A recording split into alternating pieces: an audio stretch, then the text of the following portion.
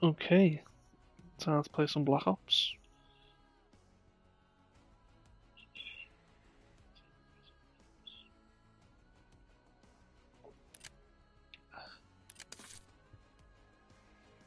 Usually I do only play on hardcore, so we'll see how shit I fucking do during this time that I'm playing.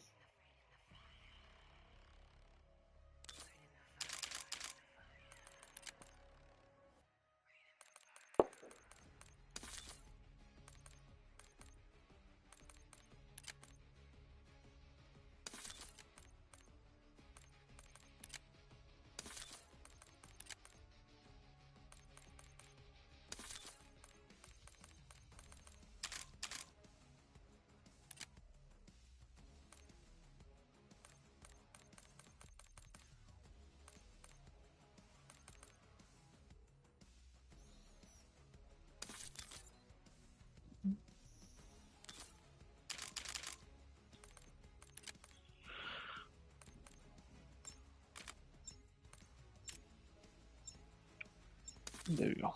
Turn the voice chat off because I honestly hate it when people start talking to you on the game.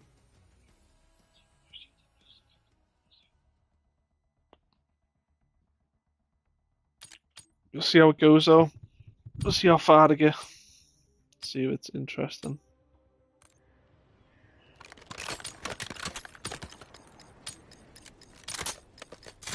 Hardcore team deathmatch. Do you know what? I don't even have my glasses on. Eliminate the enemy. Take them out.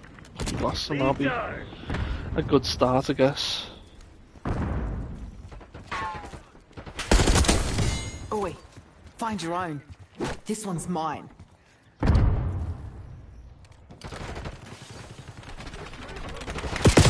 Oof, hello.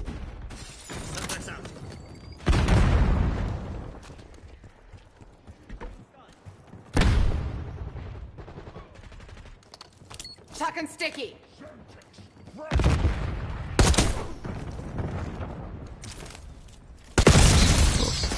Christ, what was that? To be fair, when I'm normally playing this game, I do go a little bit silent because I try and concentrate so much. Why we get killed by Squid Games.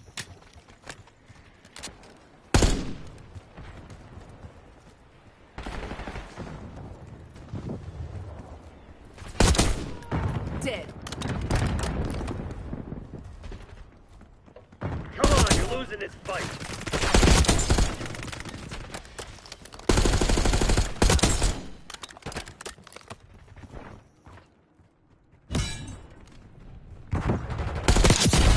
Five of them. UAV standing by. Archangel available. Oof.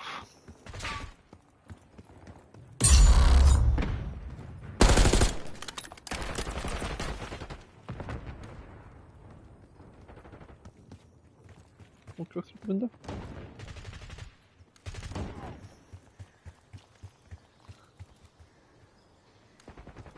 Yeah, at this point you'll start to hear me heavy breathing. Just while I'm trying to concentrate. It's a thing. Ah, there we go. And then see what type of perks we got. Archangel making noise.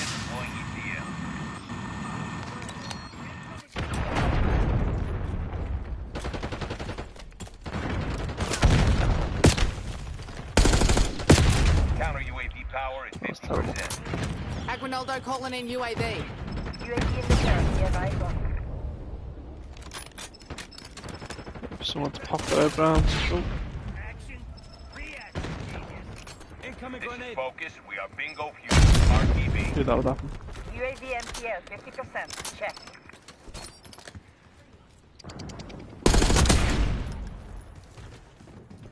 Impact grenade sighted. Priority target request received. UAV exiting AO.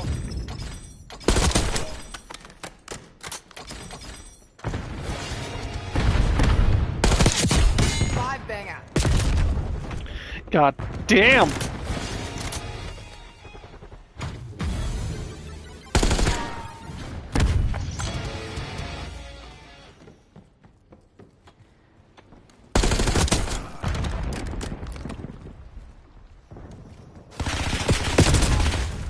cheeky little camper in the corner. Not a fan of them.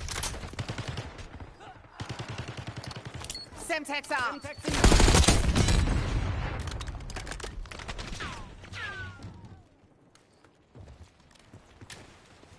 There's one. Thought that was the end of the game because I went out of the zone.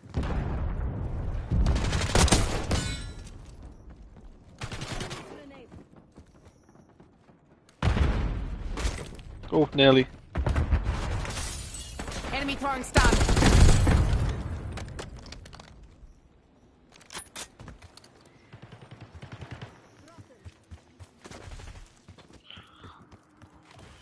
Not the biggest fan of this map because you don't know whether you're coming and going with stuff.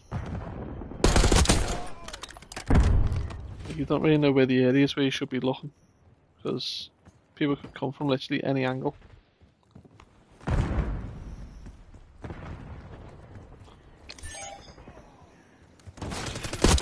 That's a kill. 5 down. UAV available for that. Got that out of nowhere. Normally I can hear them with my headphones, but today for some reason I can't. Enemy with Semtex. Impact grenade. Feeding the fishes. We have the edge, but don't get cocky. This shit ain't over. Target ID'd. Ran in too quick, I need to slow the pace. Incoming frag. In your fucking... Tack on. Launch a UAV. UAV established overhead.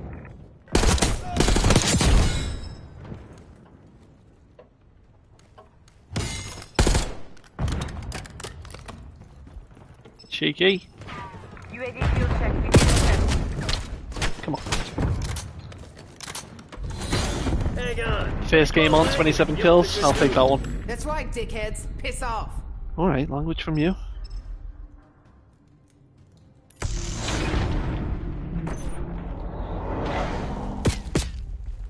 Let's see if I'm in this camp. I normally run into bullets.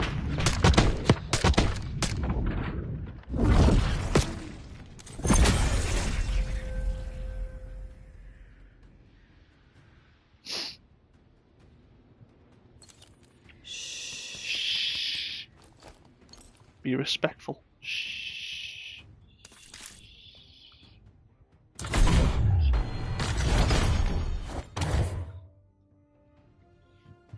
Oh. Ooh. To be fair, I haven't played Call of Duty in a long time, so little things that are popping up is just things because I probably haven't turned this game on in about 2 months. So I thought, well, I've got a little bit of time. I'll quickly jump on and see what type of chaos we can cause. Not the highest rank either, so I'm trying to build that up.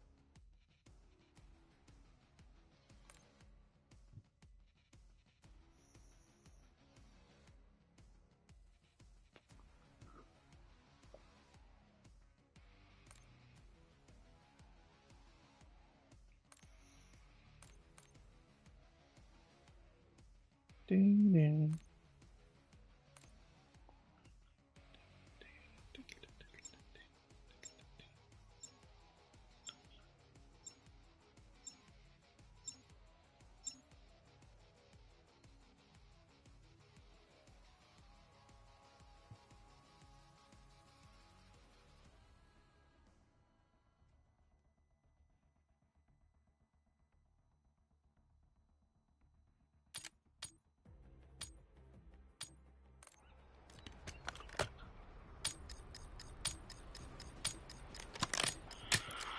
Hardcore team deathmatch.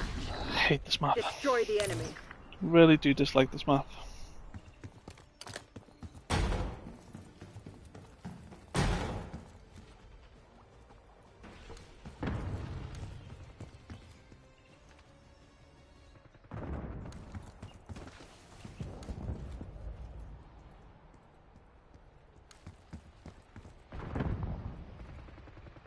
We've taken the lead. Stay on task.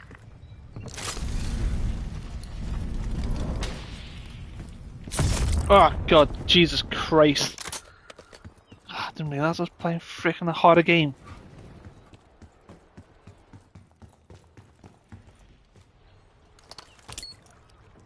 They've taken the lead.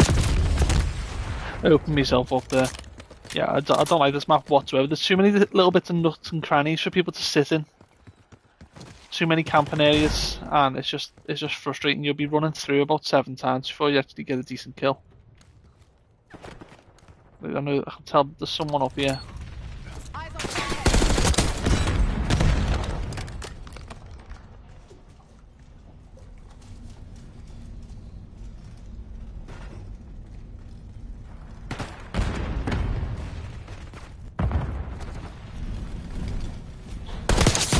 Now it's fallen for that twice. You've done that twice to me now. We're winning. Keep it that way.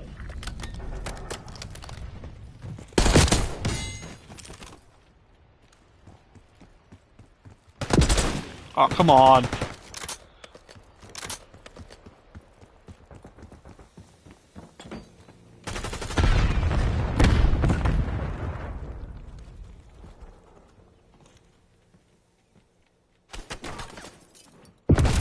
Need to look to the left. Enemy, 12 o'clock. Kill.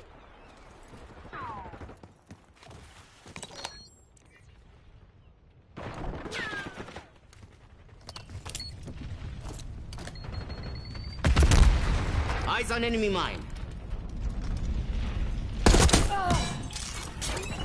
Oh god. He even said enemy mine as well, like he knew it was there.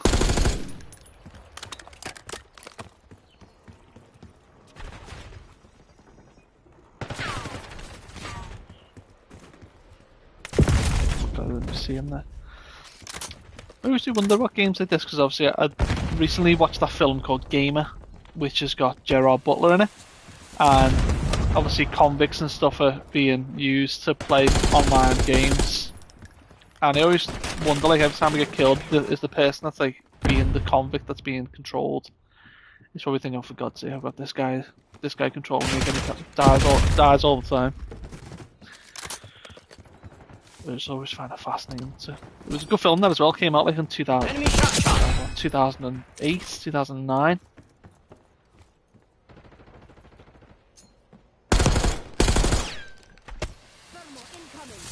Grenade incoming. God, went right up my arse there. Yeah, I don't think we've seen a film like that since, and I think it was a really good concept of a film.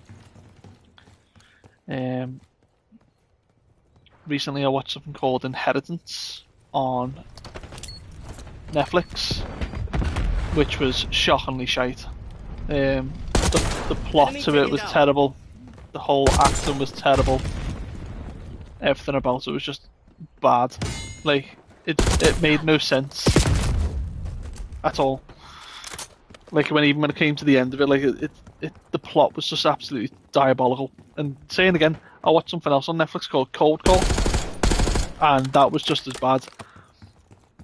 Like, it had no premise to the story, and like, I think the first episode like goes past with like 15 years, or like, well, not 15, like a couple of years have passed.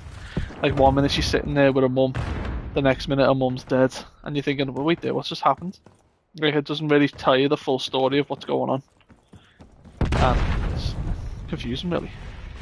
So I've not actually been able to watch anything decent recently, which is a shame.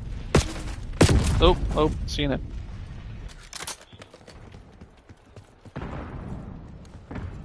Not really seen any films recently either that have been gripping. Actually, I tell a lie. Actually, I watched what's it called? Hacksaw Ridge with Andrew Garfield. I watched that, and you know what?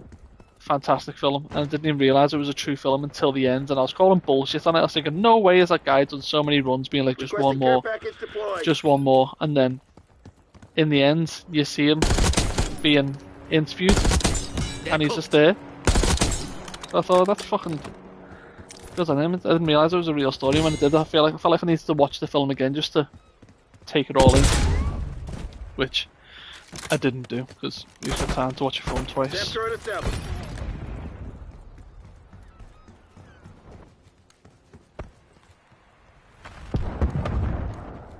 I've also been thinking about rewatching all the Dragon Ball Z's again because that's like my childhood anime to go to. So I always think that I should rewatch it all again because I've never seen the Dragon Ball Super or the new ones where they're all it's all new stuff really. I haven't seen any of them. I've not seen what it's like. I don't know who all the new characters are, and they've got like different transformation modes and everything. Where'd they go then?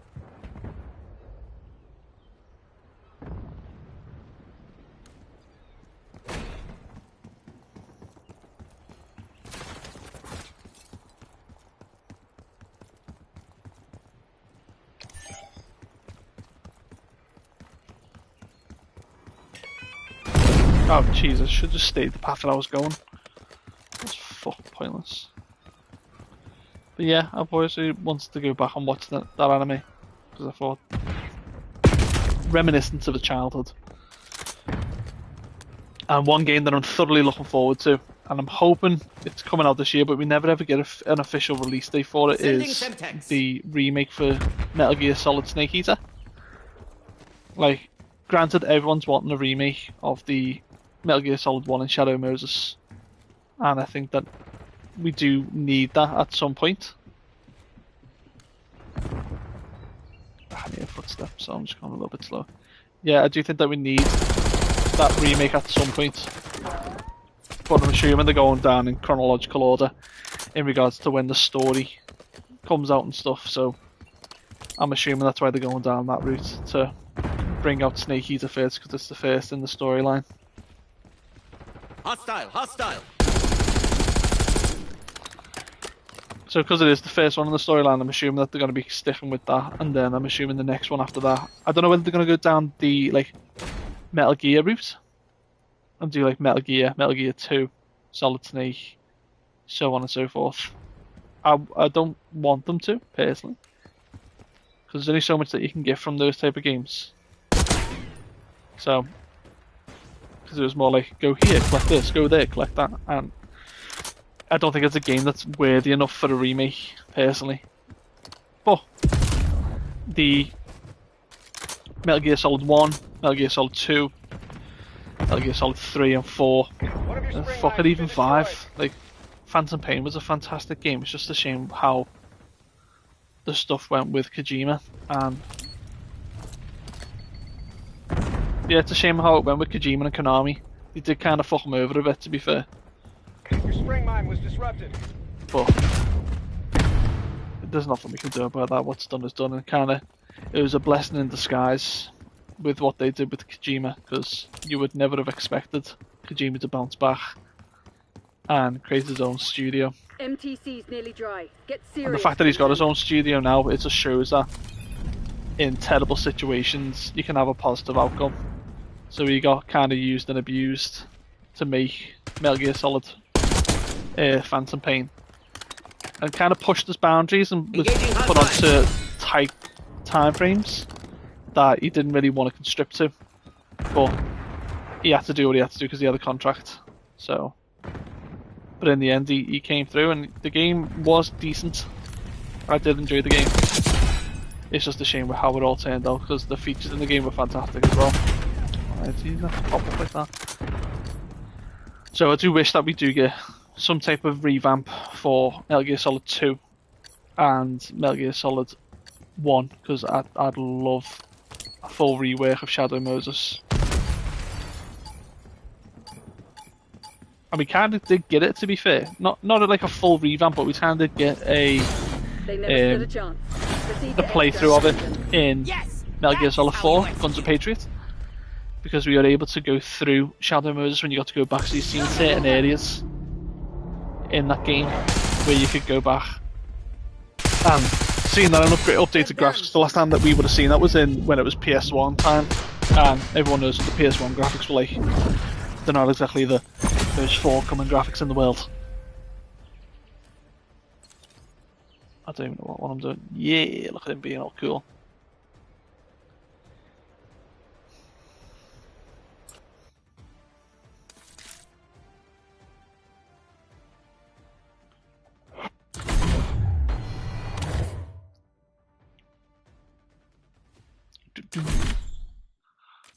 I actually do have the Metal Gear Solid games as well. So my partner bought me the PS5 editions for the Metal Gear Solid 1, 2, and I think 3 is on there.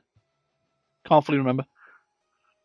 But it's got all them on there, and it is good. I haven't played through them as of yet because I'm just holding out on the Metal Gear Solid 3 remake. Once that lands, then I'm pretty sure I'll drop off the grid for about 4 weeks. But it all depends on whether it's got a photo mode. If it doesn't have a photo mode, I'm going to be definitely disappointed. But I'm hoping that it does because the revamp of the graphics on that game look incredible. So,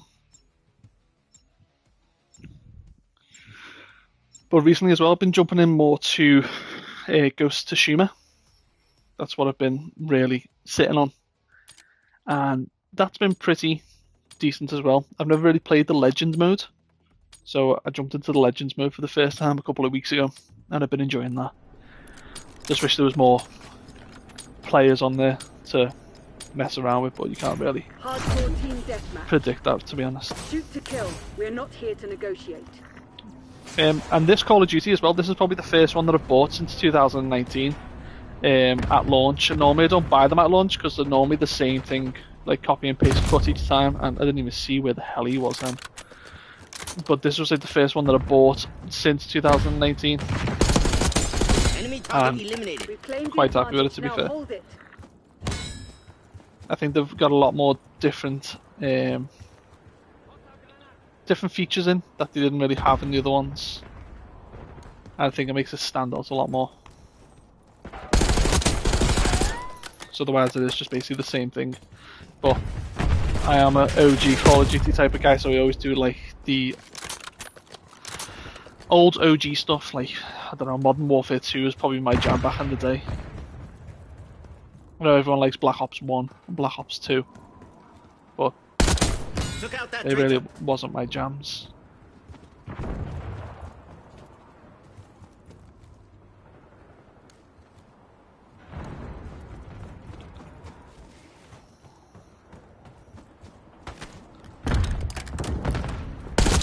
Threat eliminated. Fuck, did he pop up then?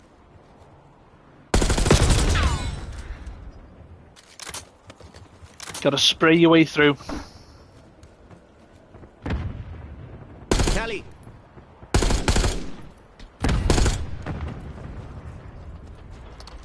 Eyes on shock charge.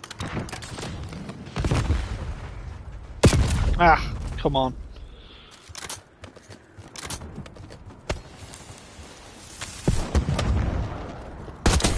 But a specific game that I would like to see more of, which I used to play religiously when I was a kid, was Kingdom Hearts.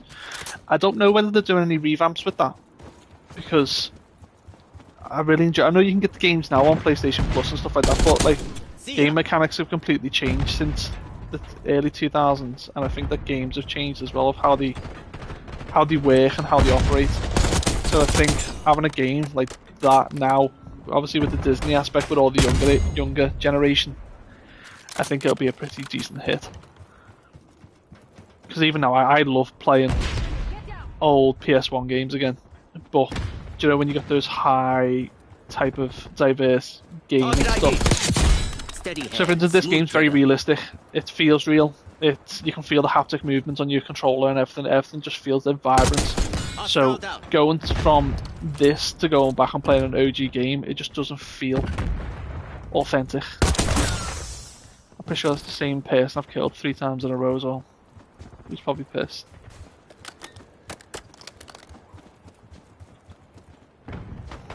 Hostiles reclaim the lead. Woo!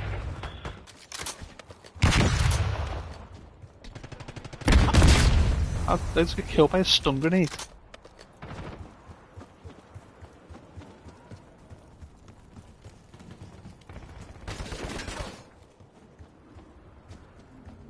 Grenade.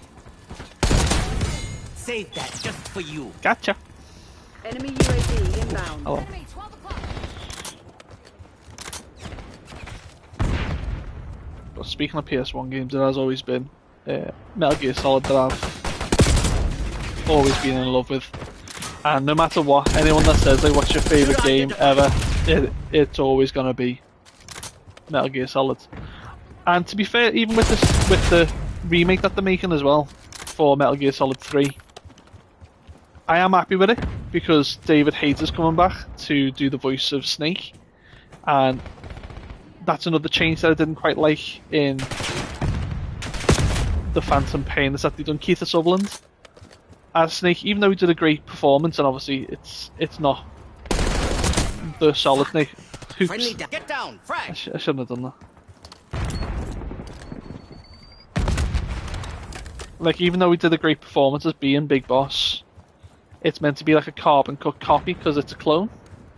So the fact that it wasn't David Hayter voicing it kind of miffed a lot of people, and rightly so. Like, it's like changing the whole nature of the character randomly for no apparent reason, and I understand why people were a bit miffed by that. But what can you do? What can you do?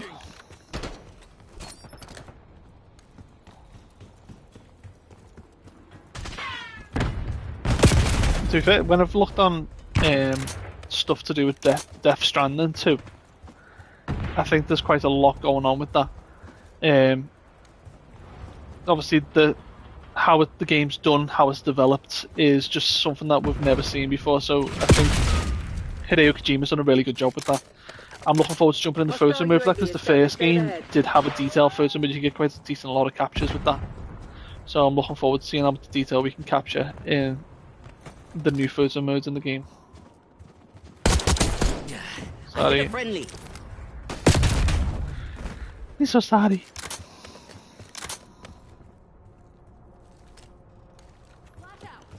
Watch out.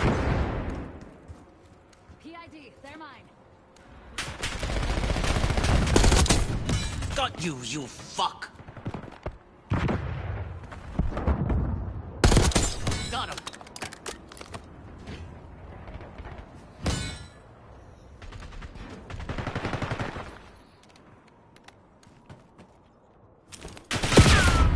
Oh, I knew someone was there. I could hear them, but I didn't know where he was. I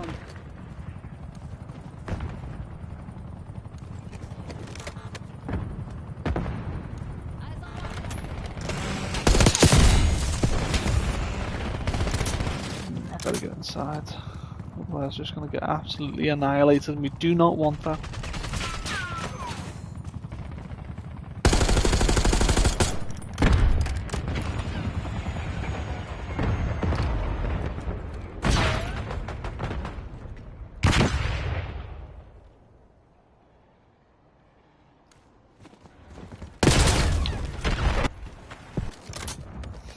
Trigger happy then.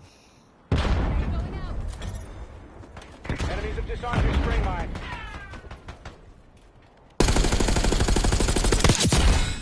How many bullets did that take?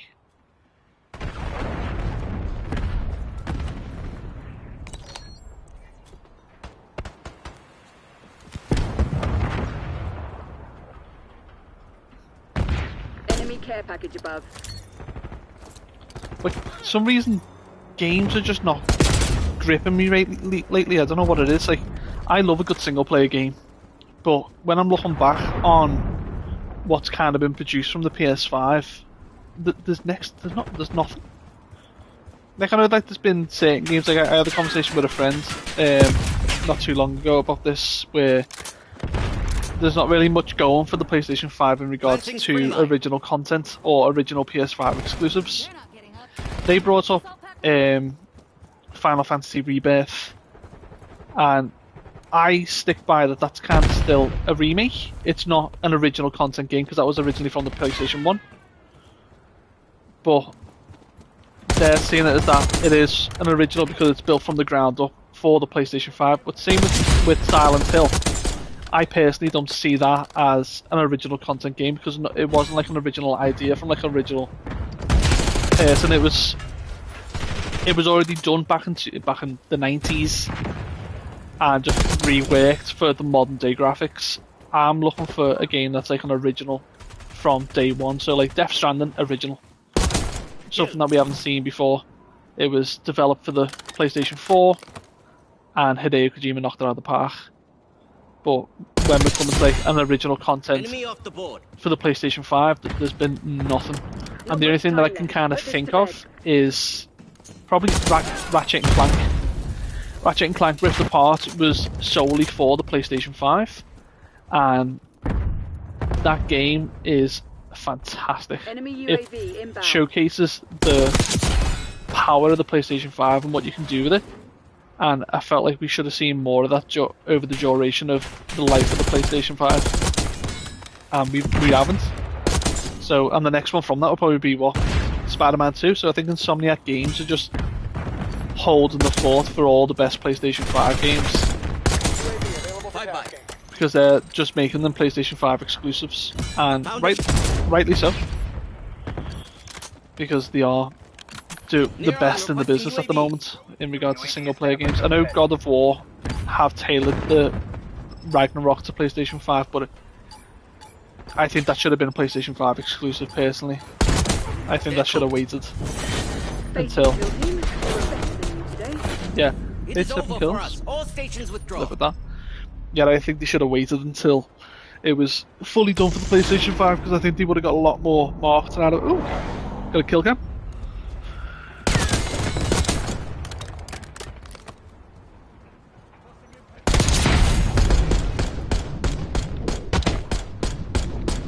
I always find it best if you just spray your bullets and just hope for the best. How'd they get the kill cam? And we still lost. It makes no sense. Thank you for your applause, I appreciate you.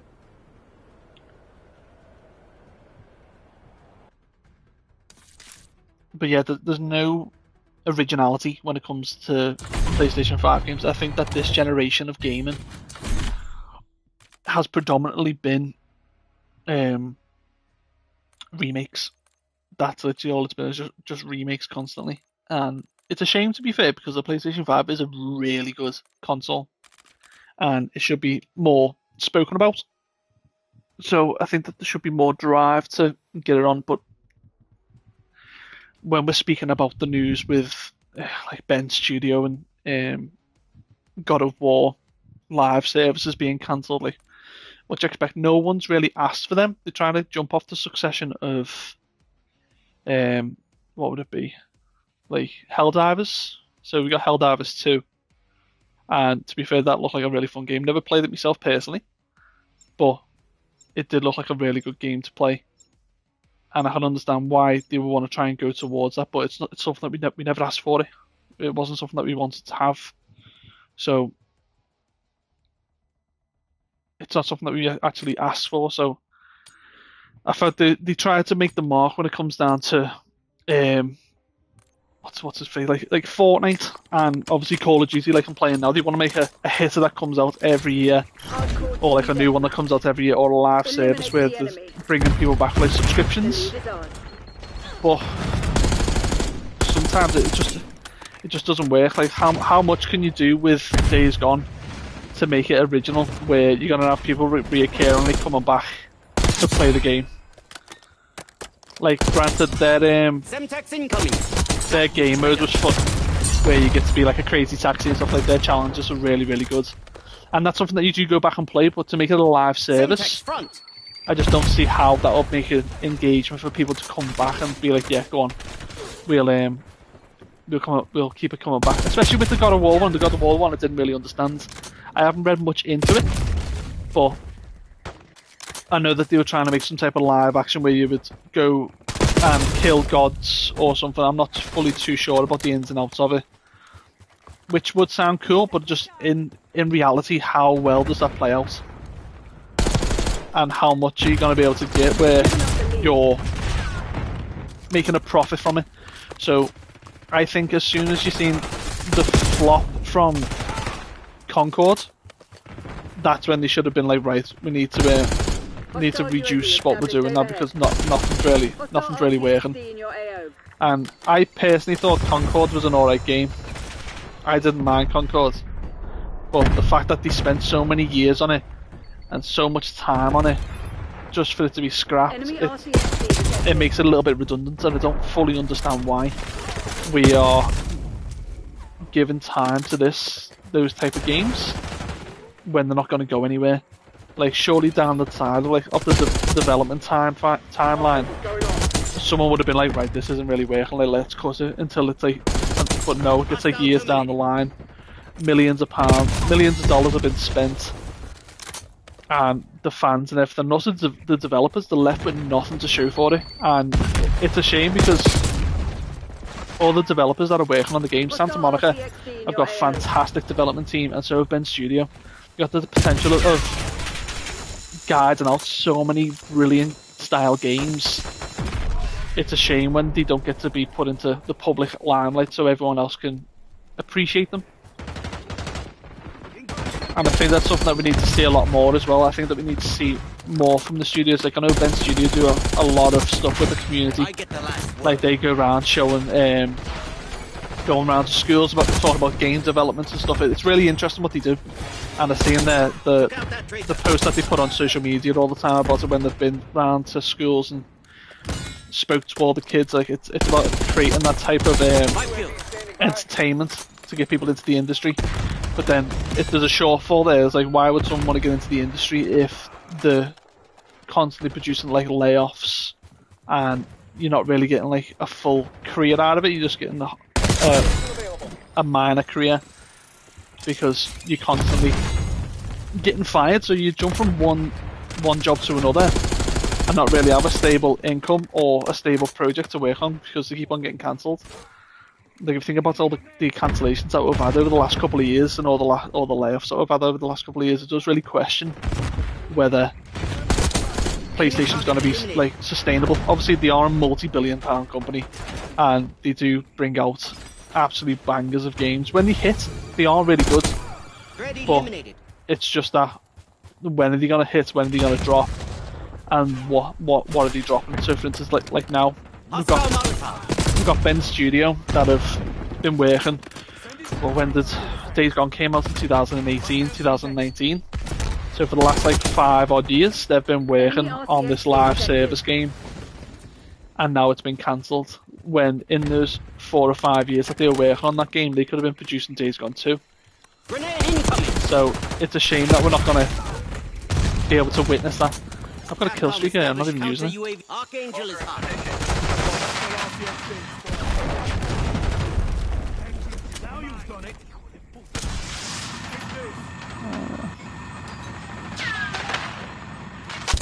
Counter UAV, 50% fuel remaining. Yeah, so it's a shame that we're not going to be able to see UAV in the turn. that game get developed. Granted, it did get declined from higher ups when they did pitch it to the board, and that's a shame on its own because it would have been nice to see something like that get put in development. Headed home. UAV mission timeline 50% But expensive. what can you do? There's nothing really much you can do about it, to be fair, except change the board really, the way things are run and how people produce things. Like, it's even with Insomniac at the moment. I love their content and I love everything that Insomniac games are producing. And yeah, they are taking it slow. Obviously, with the, I don't really want to talk about it, but with the leaks that they had like last year, it kind of put a setback on everything, I think. And even then, they're still producing content. They're still working behind the scenes to try and give us the best type of gaming experience you can get on the PlayStation 5. And respect to them, because after that massive leak that happened, it's damaging to yourself and also to the developers that are working on the game. Because obviously you're working so hard to get that moment of when you release it and be like, I worked on that, but then it gets robbed from you by other people. So I think it's a bit unfair, to be fair. Well, I've never seen that animation before. Yeah, I think it's unfair that those opportunities get taken from the developers because of people wanting to get more content. So I'm just gonna go back to the Marvel Spider-Man 2. We didn't hear any type of release date. We didn't get any information. We were left in the dark for ages and ages and ages about it, and people were doubting that it was going to be released in. I think it was released in 2024 or 2023. Can't remember when it was released. I think it was the October 2023. I think.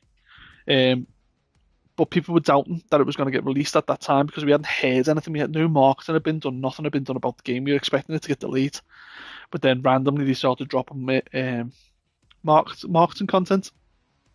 And once they had like one trailer on the thing for like a year. We had like a teaser trailer for like a year, and everyone was just complaining, being like, "We haven't got any content. We haven't got any updated information. Nothing's coming out.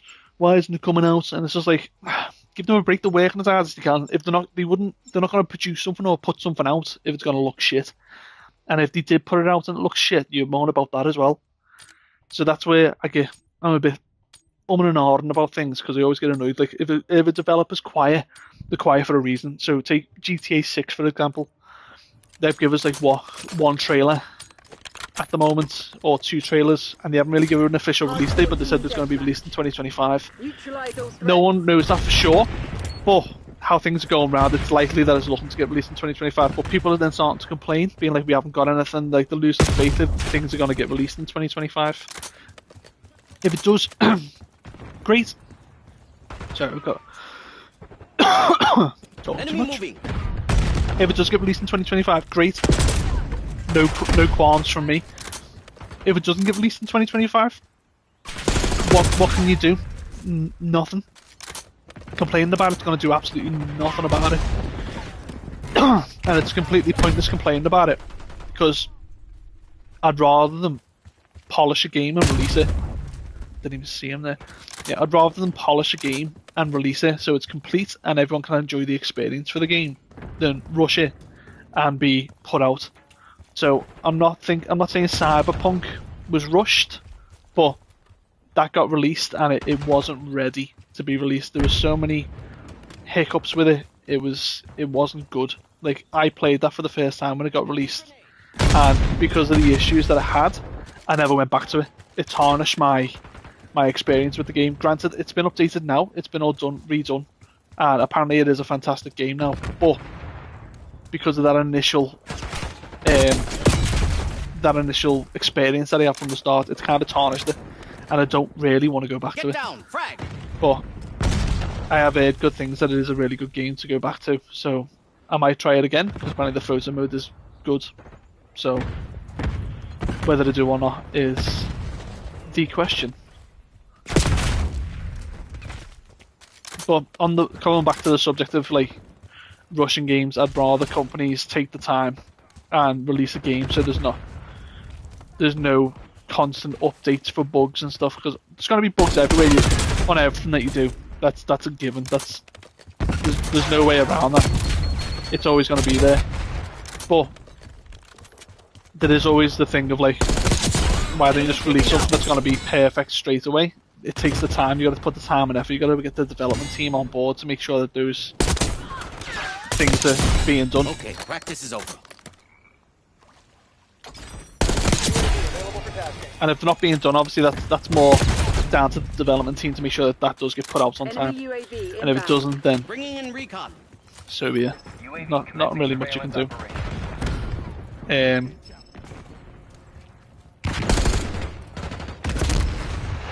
I do think Insomniac Games handled the release for Spider-Man 2 very well. Even though that a lot of people were waiting for it, I do think that they still done it extremely well. They handled all the criticism, they made sure that everyone was updated when the release date was getting done, and I don't think anyone was kind of in the dark of when it was going to be released, and I applaud them for that. I think they've done a fantastic job. The community managers, Aaron and Thomas at the time, were constantly on the ball with everything, making sure that everyone was updated, all the media was done, the tweets were on point. Obviously they have a little sarcastic run with their tweets, and I do appreciate them, how they do that.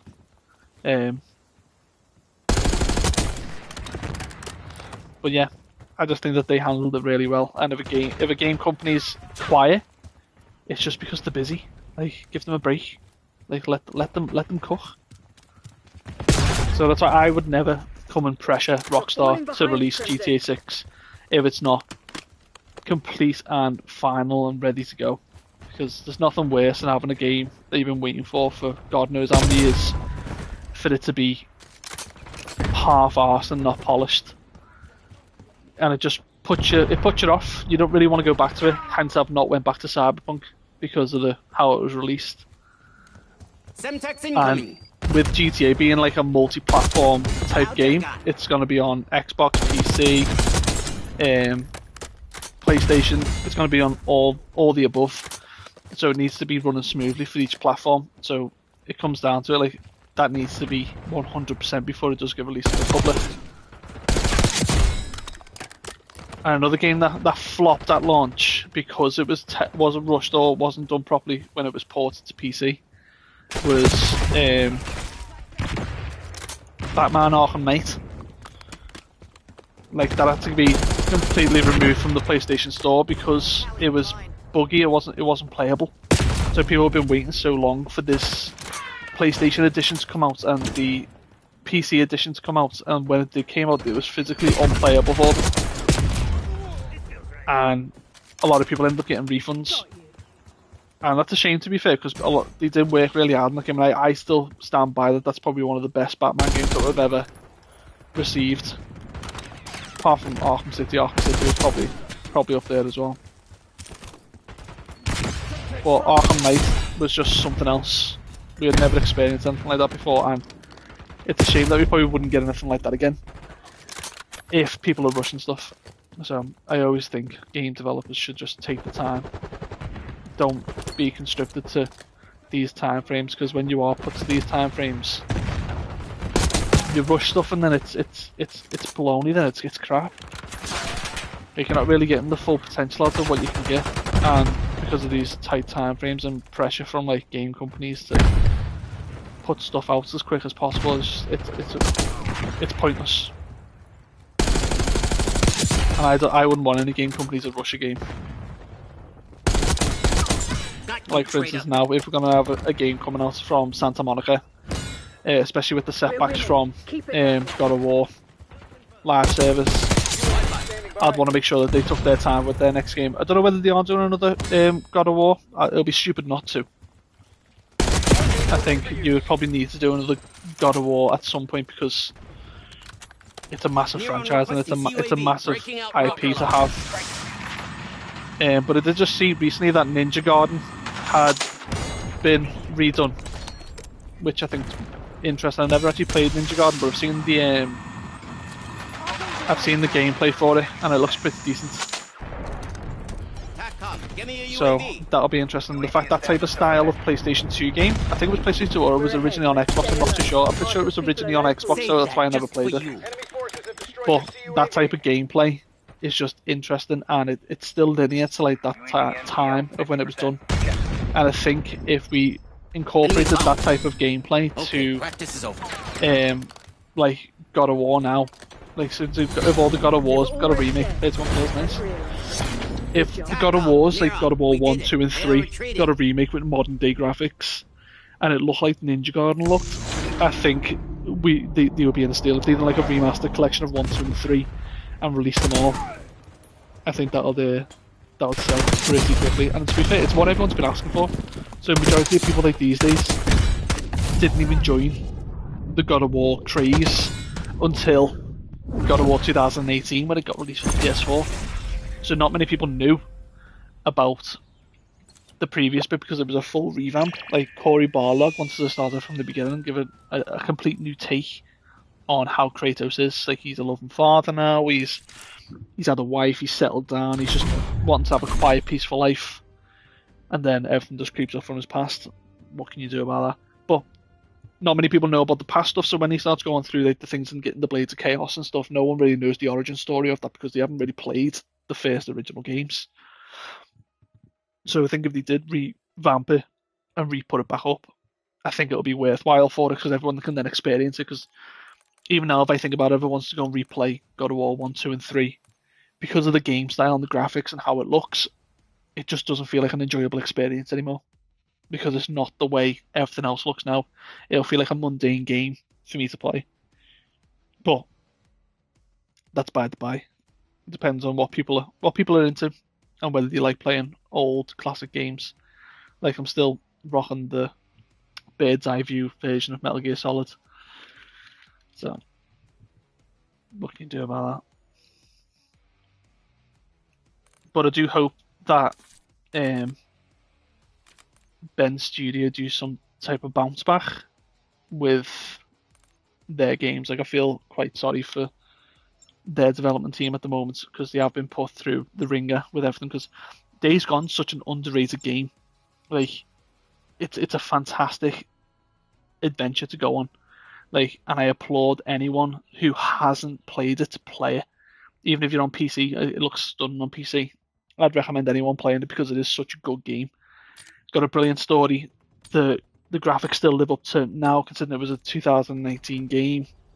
It's just a shame that they didn't put out a second one, which I think the world right now would benefit from a second game of that, because it is just that good. So maybe we need to sign a petition to get her up and running. I'm pretty sure there is one actually. I'm sure there is a petition out there for Days Gone 2 to be done.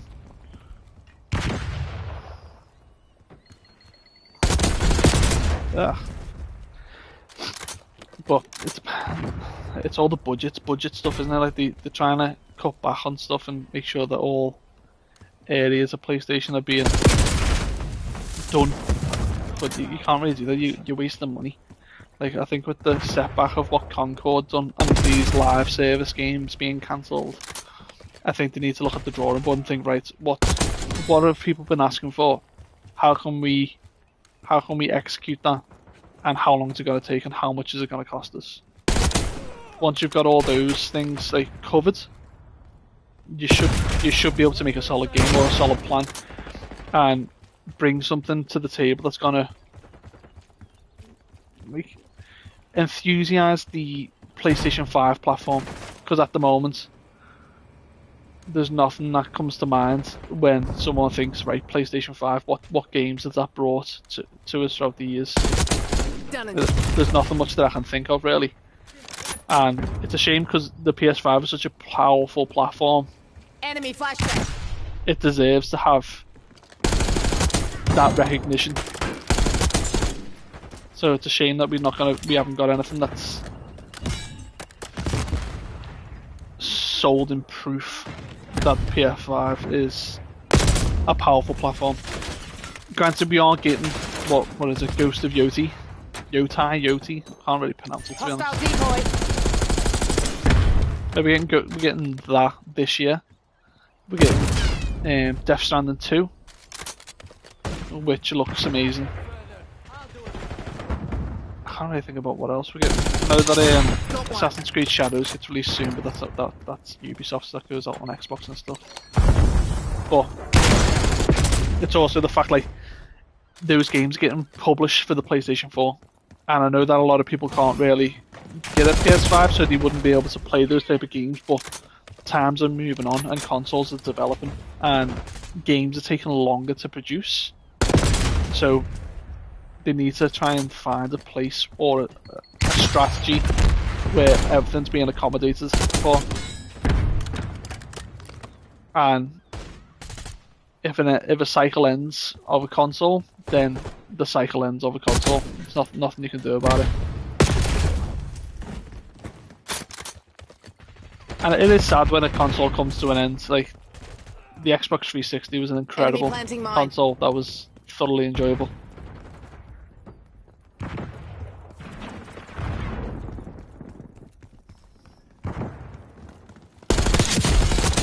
Sleep easy.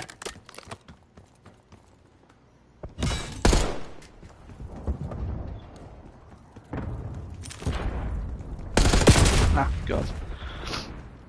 See, I always remember with the PlayStation 4, the most game that sticks out to me from that platform. Actually, no, not even the PlayStation 4. The PlayStation 3 it'll be Metal Gear Solid, Guns of Patriot. Like that game, I think was just ahead of its time when it comes to graphics. like it was an incredible game, and I think how the game was managed and how it was run, it showcased everything the PlayStation 3 could do. And I think that every game should really look to do that. To see, like, if you're a PlayStation exclusive game, you should try and showcase everything that's good about that console that you're producing your stuff on. So I think every game that's coming out now should try and aim to Been a minute. get a really good How you going? experience for like the PlayStation 5, or if you're going for the PlayStation 4, then do it for that. Off to Sweaty little experience there. But I think that's what kind of gets lost in translation. People think about just like creating a game and that's it. Nothing else comes from it. And I think that even though you are creating a game, you're still creating a game that's being represented by that specific platform. So this is representing the PlayStation 5. We need to make sure that we're showcasing all the features of a PlayStation 5 and what it can do, what it can produce, what type of game style can be done with it, and how is it gonna last with all the different styles that are currently there. Where you going, mate? And granted, game development isn't an easy fucking thing. Like, it's not like you can just rock up a game and just create it within like a day. It's extremely difficult.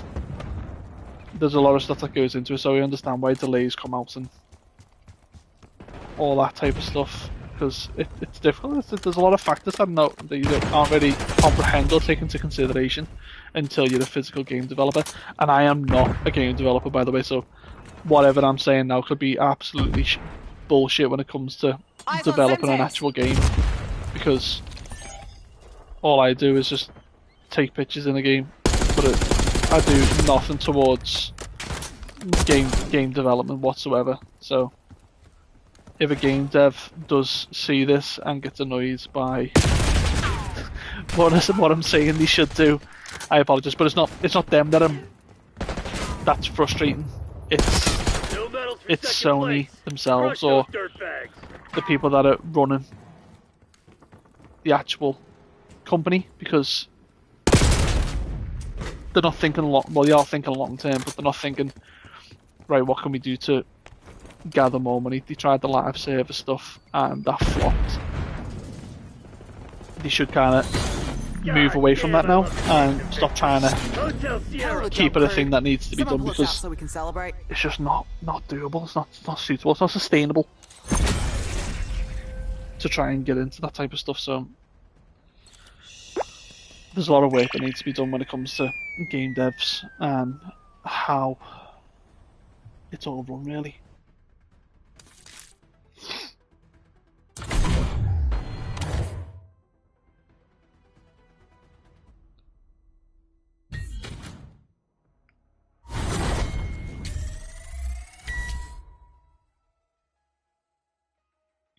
Bring it to fire. But yeah, there's so much potential that can be done with Days Gone 2. I think if they can, or some way or another, make it happen, I think every single generation now would appreciate that type of game, considering the loss of the live service game. Those devs have been working for the last 3 to 4 years on a project that's just been completely scrapped. Even if they do like a revamp of Siphon Filter, I know that they brought them out to the classics on the PlayStation Plus, and that was fun to replay.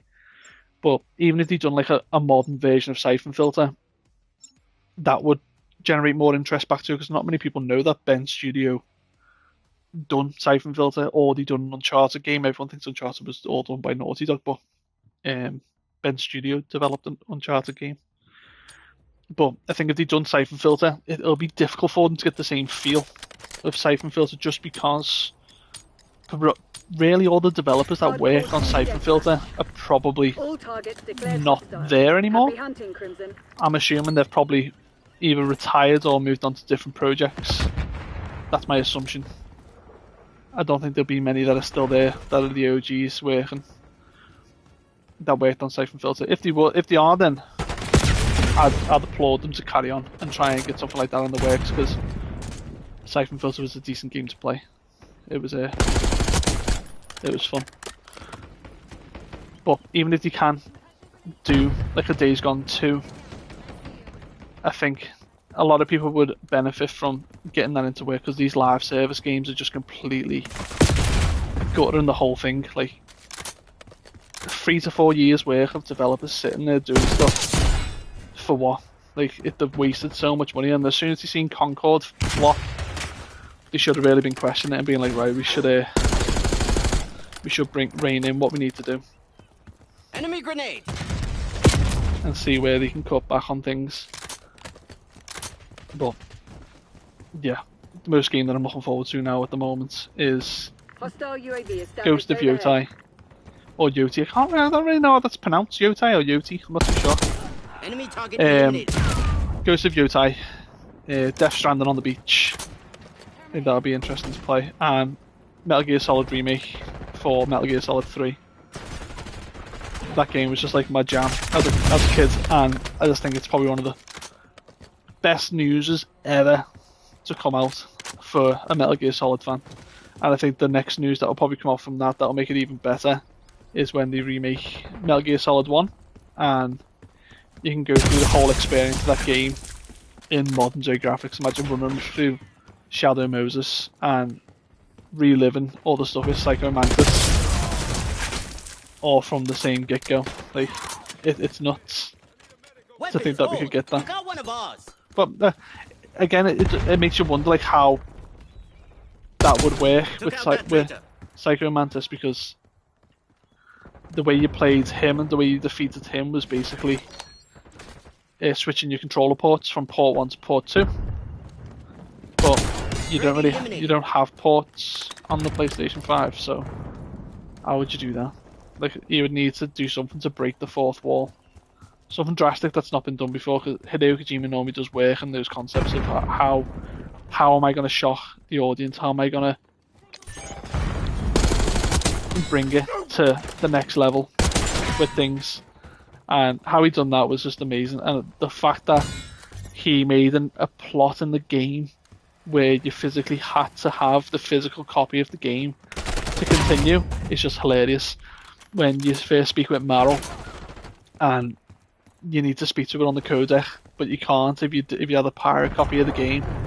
You physically couldn't call it because the codec number is on the back of the CD case, and if you didn't have the physical CD case, you wouldn't know that number. And bearing in mind, back in the 90s, next to no one had instant. You couldn't just go on Google and type it in and say like, what's the codec call for Meryl on the PS1. Like, that shit didn't exist back then. Like, you had a dial-up for your internet, and it sounded like some freaking insane robot that you had to power up to try and get the content up. But even that still didn't come into fruition until early 2000s. So back in 1998 or 1997 when this game was released, it's just something that was unheard of. So I think a lot of people, it was frustrating for a lot of people if they did pirate copy the game and they got it their PS1 chipped and they came to that point in the game, they would never have been able to get past it. And it wasn't until like later days when internet forums became a thing, we started to find out what the codec was. So Metal Gear Solid was just insane, and I always remember the time when I was playing Metal Gear Solid 2, Sons of Liberty. You would be at a certain point near the end of the game and there wouldn't be a save checkpoint for a long time. So you come to, I think it's towards the end of the game, you're playing as Raiden, your clothes have been taken all away from you and stolen, and you gotta go and try and find all your gear, but you haven't saved in a while, and you get a call from the colonel saying like, oh, you've been playing the game for too long, you should shut it down, give yourself a rest. And me being young and naive and thinking, oh, I've been playing for a little bit now, I should really jump off and get some rest, or go and get something to eat at least. But the stupid thing about that game is that you didn't realise that you hadn't saved. The wording of what you use, it kind of tricks you into thinking, do you know what, I do deserve a break. And then you turn it off and then you realise you haven't saved and you go back fucking ages to go back ages in the game and you just think, oh fuck, they conned me. Semtex out. And you don't realise like how clever that is, like Hideo Kojima, to break the fourth wall and to make you physically turn your console off. Like that's like some next level cleverness. Like you don't think about that. Like people don't normally want you to turn the console off. They want you to play, constantly play and get it done. But Hideo Kojima with his games is just like it's like a little practical joker when it comes to certain stuff. And I just think like how he done that game and how he ran it, especially for 1998, like it's unheard of for its time. And I don't think I've had a game that's kind of shocked me since. Like even when you're fighting Psycho Mantis and he's like, back then you had a controller. It would vibrate because it was a 6-axis controller, but it was wired. You always had the wired controller with the PlayStation 1. So, and he would say like he's gonna read your mind. So if you played any like type of Konami games like Castlevania and anything, he would know by reading your memory card, and he'd say if he's basically seen that you've been playing Castlevania, then you know it. And then he'd say like basically if you're wanting to, he makes the controller move. So he's like, I'm gonna read your mind. I'm gonna try and move your controller, and then he basically moves the controller on his own by making it vibrate. And I've just heard that me nephew Leo is currently watching the stream. So, what's up, Leo? Bippity boppity boop. Everyone give a shout out to Leo. Leo Lancaster in the house, watching TV. And we just got defeated. I have to make a call. Fall back to the CCP. We got wiped out.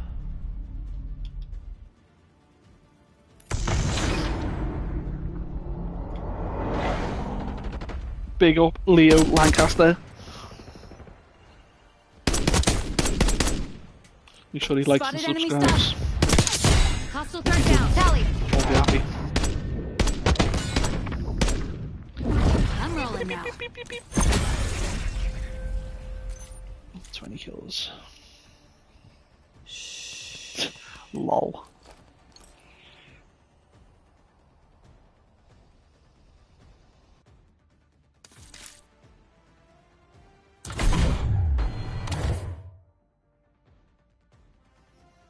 I didn't see the text before, Lewis.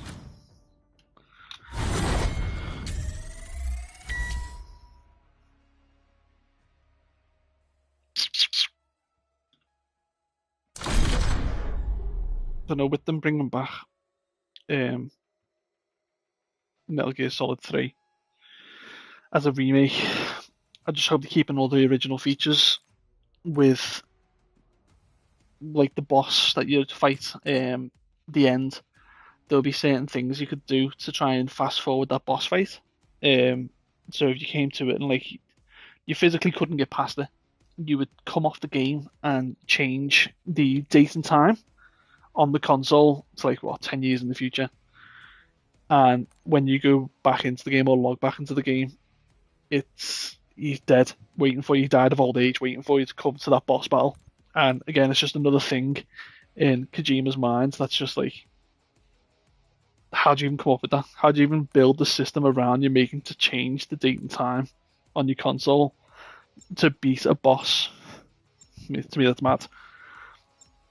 So I'm looking forward to seeing what they do. It's a shame that Kojima's not working on the project as well, because if he was, then that would be fantastic. But he's obviously got his own things going on with Death Stranding and Kojima Productions.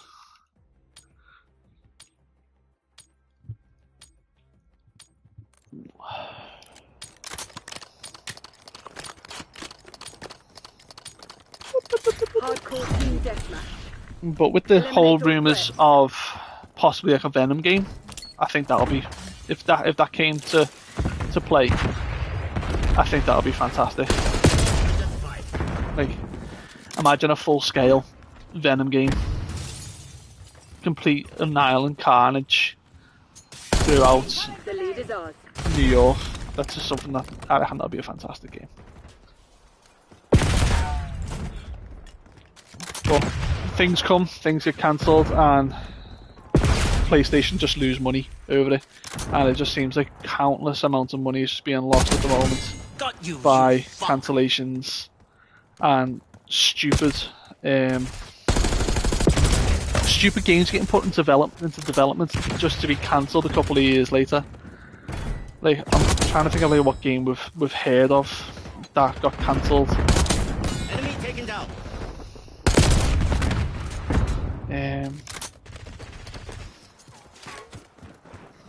I don't know, maybe I'm just fucking arse hurt that we're not getting the Days Gone 2. Because even if they brought Sam Witwer back for it, like, I'm sure he'll be down to play that game. Like, and where's our Knights of the Old Republic remake that we were promised to be getting? Like, I haven't heard anything from that. It's cool looking stuff.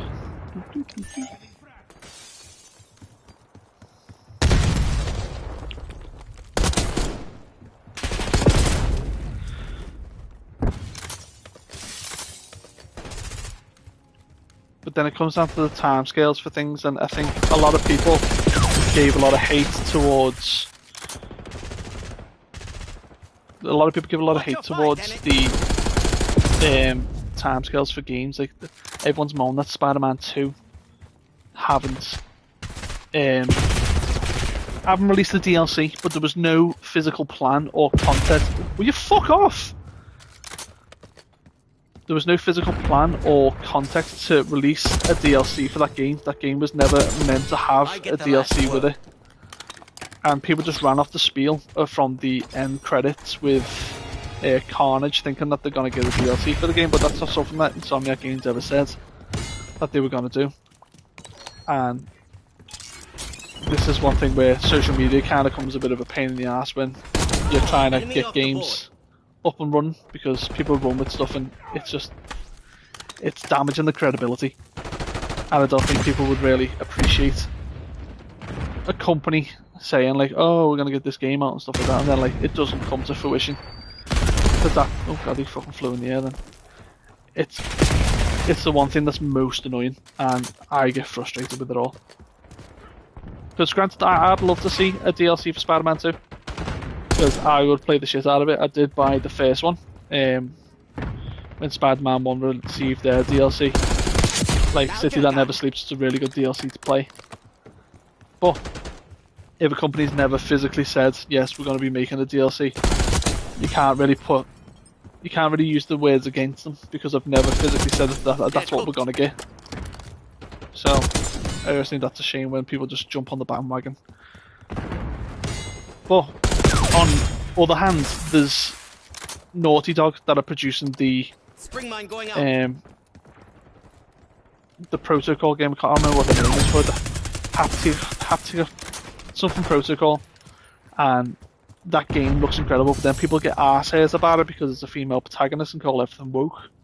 And I just think, who gives a shit? Who gives a shit whether she's female or male? And the protagonist, like, if you look down the line of games that have been for the last, 20, 30 years, they've all been male protagonists and no one's batted an eyelid. But because this company likes to do female protagonists, maybe their art styles can cope with creating female characters instead of male characters. Maybe they want to push the boundaries of what can be done, because there's not many games before like a certain time period where you would get a female protagonist. So things like The Last of Us Part 2, people didn't like the fact that Joel got killed off. Spoilers if anyone hasn't played it. That Joel got killed off, and you were made to play as Ellie afterwards. So no one really liked the fact that you were playing as Ellie throughout the game. They thought it was going to be a full game with Joel, but I think that was a really good storyline to go through. Granted, they didn't want Joel to be killed off in like the first fucking 15 to 20 minutes of the game. That kind of pissed me off because I wanted to see a little bit more of him, because he was a badass in The Last of Us 1. But we still got a decent game, we still got decent gameplay, and we got to meet Abby, and then everyone was arseheads about Abby being the main villain in the game, which is fucking stupid, to be fair. Like, she's hench as anything, she'll probably be able to knock any one of us out. But why be annoyed by it? What's the point? It's going to be a fantastic game anyway. And to be fair, a lot of people still didn't play The Last of Us Part 2 for that reason for it, because it was you played as Ellie, and she's a lesbian in the game. So people are thinking like, what's the point in that being a thing? And it kind of just add more depth to the story and to the character. Like it added more realism to it, and I just think there was a more dynamic story. So I think people that let's turn into a dancing ball then. I think people that are getting a bit, I don't know, what's the way? Like they cancel them straight away. Like they don't give it a chance. And The Last of Us was that good of a game. It got a HBO Max TV series. Like, what game can you say, or what type of series can you say was good enough to get a HBO series Max done out of it? Granted, Fallout was done, and you could get a series out of that, but I wasn't a massive fan of Fallout to begin with, to be honest, so I never really played those games. I think Bethesda's games just don't really sit well with me. Like, I tried to play Skyrim, and in Skyrim I remember coming across a farmer, and I kicked his chicken by accident, and for God's sake that farmer followed me for freaking miles trying to kill me just because I kicked his chicken. And then I couldn't do any quests because I'd have this farmer trying to kill me just because I kicked his chicken. So that kind of put me off that game, so I never went back to that. And then Fallout, there's been too many for me to catch up on, and the game style, how they do their game methods, just it's not really my cup of tea.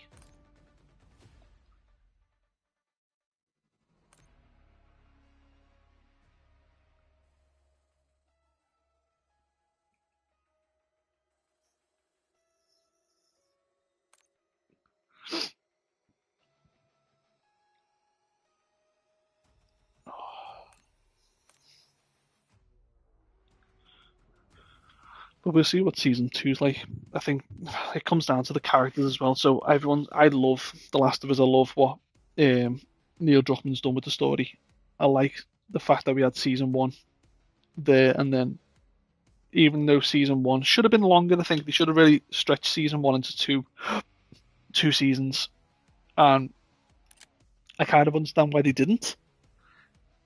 But like obviously budgets and everything like that. But The Last of Us 2, apparently it's meant to be solely based on, like, more adaptive to the game than the first season was. So the first season did have kind of an adaptation to The Last of Us Part 1, but then obviously the story with Bill got changed dramatically. That was completely different. So I weren't expecting that. But even though that episode was still amazing, there's those people that are out there that don't really like that type of content and didn't see it, that it was fitting to the story.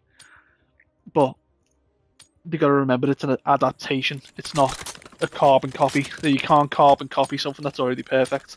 So it's the screen's adaptation of what their representation would be of that specific game in the TV form. So you can't really judge it. So I'm quite happy with how season 1 was. The only gripe that I've got with it, and I wish that they changed, because I think with season 2 coming on, it is 5 years in the future. So they have the opportunity to recast if needs be.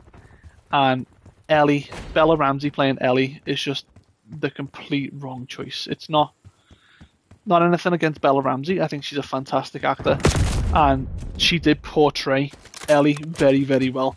It's just the resemblance. The resemblance isn't there. Like, Pedro Pascal looks like Joel and acts like Joel.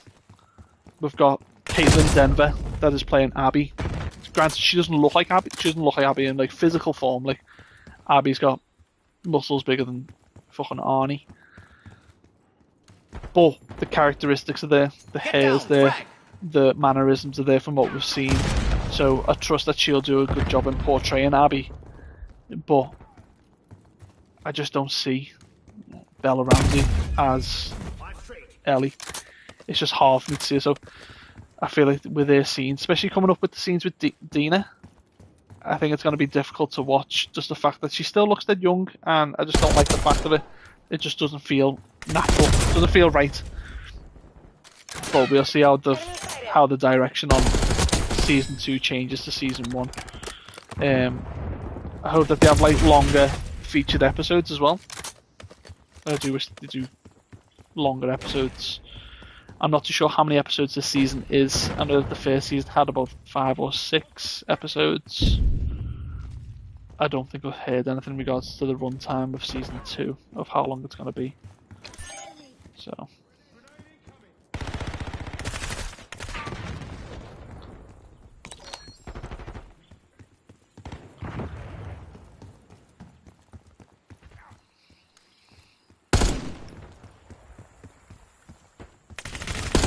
Come on! Joe, I should really tweet out this live link.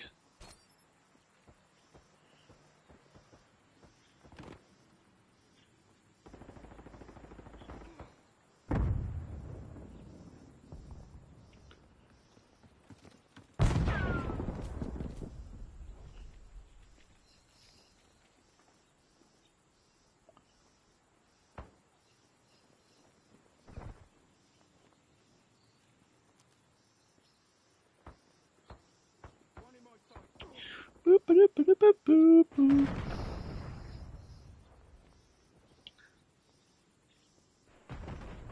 RCXD maneuvering.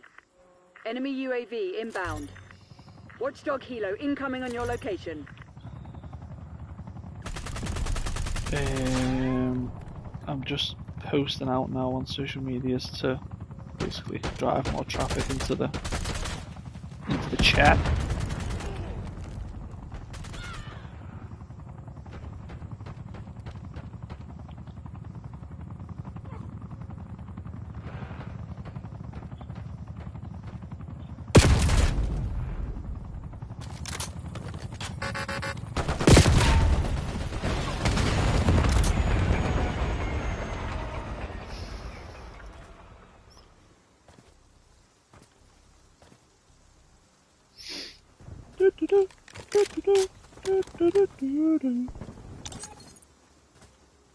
Where is my links? There it is.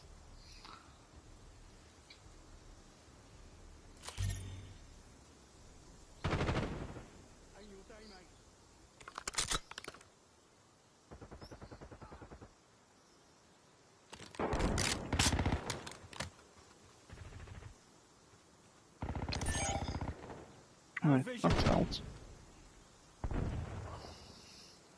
Sweet. Right. So I think with all the news around PlayStation at the moment, I think it's hard to get invested in stuff Hostile care package inbound. because you're hoping for one thing and then something else takes over. So you do want desperately to have a Days Gone 2, but you just get kind of screwed over with it. So I'd love Ben Studio to bounce back from their current situation that they're in, where the development of games has been kind of taken off. So obviously they spent how many years on this live service game? Like a couple of years, a lot of time spent on it for it to just be taken off them with nothing to show for it. Where that time could have been really better spent with Days Gone 2, effectively, could have. We could have been, well, that could have been done and released for the PlayStation 5, and we could be on grounds for a Days Gone 3 to be produced, but I think how the tables were turned, you couldn't really plan it out. And I think when Concord started to flop, I think that's when people should have really took notice and been like, right, this isn't working. We need to have a little strategized plan of how we're going to go forward. So, Hostile incoming. but who wouldn't love a Days Gone 2? Like, that game is so underrated, and I think that a lot of people should really appreciate it a lot more. Like, I think there's so much that can be done, especially story-wise. Like, who doesn't want a post-apocalyptic world where you're driving around on a motorbike? And it's the most terrifying thing when your bike runs out of petrol in the middle of nowhere Kill. and you get swarms coming at you. Your spring mine Like- was disrupted. It is terrifying. And the game developers done a fantastic job with capturing that as well. So they caught it with make sure that you felt scared when you were in these locations, when you were out in the wilderness with no resources and your petrol canisters far away. They've done a good job of making sure that you are shitting yourself effectively, especially with the music. The music's like taunting. The music's terrifying. So I think that they've done a really good job with that. And I think bringing another one would be fantastic. Imagine that on modern day graphics. And I think that all photo modes, even though it's hard to produce a photo mode of such kind, they all should have some type of lighting system. I think they all should have a lighting system. And if they have a lighting system, you can get like a decent photo in it. So I think they all should have like a 3-point lighting system for them.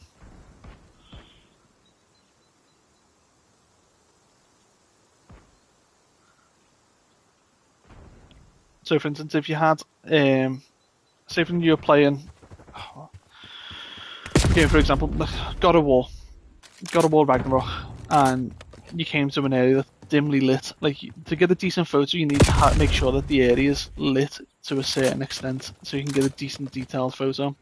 If it's not lit, or it doesn't have enough lighting to capture anything, it's really difficult to get a detailed shot in those locations. So I think if you add your own lighting system to use, you can produce an image from anywhere in the game, any location, and it kind of promotes your game more in a way, because a lot more people will start using the lighting system to create better quality images to post on their social medias. Which I understand why games don't get released instantly with the photo mode, because obviously spoilers and people putting it online, it is frustrating, and I understand why they would wait at least a month before releasing a photo mode. I always speak from like Stellar Blade, like they didn't bring their photo mode out until God knows how long. That was a good few months before that got fully released. And then when it did get released, it was fantastic. It had a 3-point lighting system. It had a feature where you could basically use a filter and have the filter be fully around everywhere, but apart from on the character. Like, I've never seen that before, and I thought it was really interesting how they implemented it. Like, it's a really good feature to have, and I've never seen it before personally. It is over for us. All stations withdraw.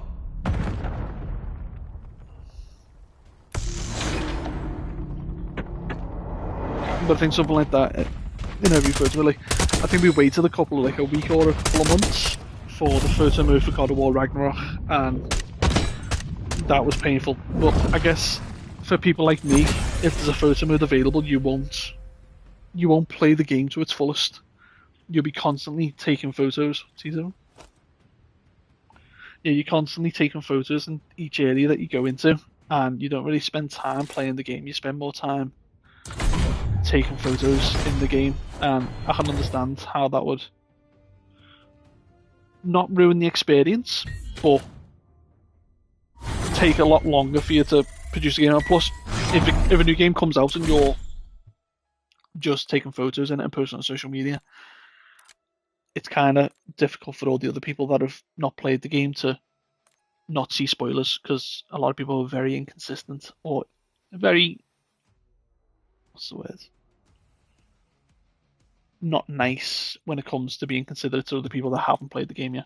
So there'll be certain boss battles or certain camos or certain suits that kind of don't really want to be put out in the public, but virtual photography sometimes puts that in the limelight, and it's not the nicest. Because some people don't want to go through the experience, and obviously you can't really force people not to go on social media.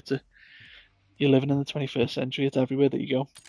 So I think it's a given that you're going to see that regardless where you go. And streamers as well, they always come sometimes take the piss with stuff.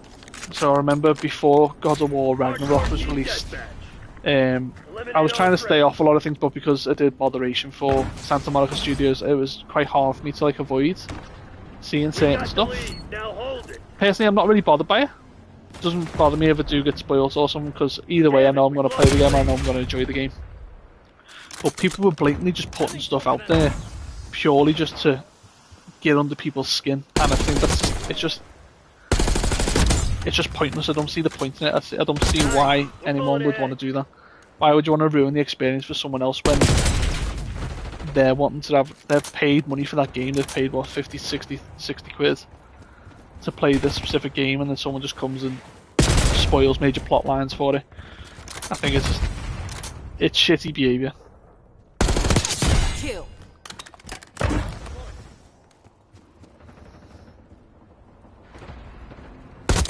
Oops, sorry.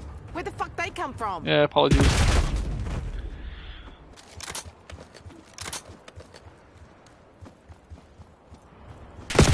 But I'm looking forward to seeing what is produced over the next couple of years. As much as I look forward to GTA 6, I hope there's no setbacks. I hope there's no withdrawals from it. I hope that they are on track and the development team's working hard to produce the game that they've said needs to be produced. It's going to be a massive game, and to be fair, I do worry about the size of the game as well, in case it's going to be like a little bit too big of a file. Like, think about Red Dead Redemption 2. That game came on 2 discs, and I was thinking to myself, what game comes on 2 discs? It's that big. It needed 2 discs, like an install disc, and then a play disc, because it was that large, and that baffles me. Same with The Last of Us Part 2. Actually, that had 2 discs. I didn't expect that to have 2 discs, but it did. And I don't know whether GTA 6 would have a similar feature, where it would need a required like bigger installation size disc, so it might have an install disc with it. But only time will tell, and I hope that they are all on track, and that there won't be any delays with it being released. I just hope soon we hear something about it, because how long are you going to wait in silence for it to, and this comes down to the point that I made before, where if people are talking about like when games going to get released and if the times are all going to be correct, and you moan at the developers for not bringing anything out, and then you come back to Spider-Man 2 and that was exactly the same, where everyone was moaning that they hadn't heard anything from the development team and they didn't know what was going on effectively, and that pissed a few people off because they didn't have faith that they were going to get the game, for instance, that year or for that time period, whether it was going to get pushed back. And it comes down to it now. Even Assassin's Creed Shadows, I love Assassin's Creed. They have kind of deviated from the aspect of Assassin's Creed. Like, I wish there was still content around the Animus and Desmond Miles and that type of story arc, like Ezio and Altair. Like, you just don't get that feel anymore. Like, it's not an Assassin's Creed anymore. It's more of an RPG game, and I haven't enjoyed an Assassin's Creed since, oh god, what one would it be now? It probably would be Assassin's Creed Brotherhood. I didn't really enjoy Revelations personally. Revelations didn't really bode well with me. I don't know why, but I haven't really enjoyed an Assassin's Creed since Brotherhood, and that's a long time ago. Like, I did like Black Flag. It was okay. Yeah, I wouldn't say it was the best one in the series, but a lot of people are jumping on that bandwagon to say it's the best one that they've ever seen. I wouldn't put my cards on that. Unity was good. I did enjoy the French Revolution. That was fun. That was interesting to watch and to play. Hostile scout pulse in your AO. Can't fucking get up. No, someone was there. So yeah, since Assassin's Creed Brotherhood, like, since he kind of went away from the Desmond Miles storyline, I just didn't see where they were going, and I'm pretty sure they kept on saying that they have a plan about like what they're gonna do, how they're gonna bring it back, and how the stories all can connect. 'Cause I really enjoyed the main storyline of it when you would go outside of the Animus. Because, let's be honest, you'd play as Ezio in Assassin's Creed Brotherhood for so many hours you'd forget that there's another section of the game outside. Shut up, Lewis! Little blades, get off your channel.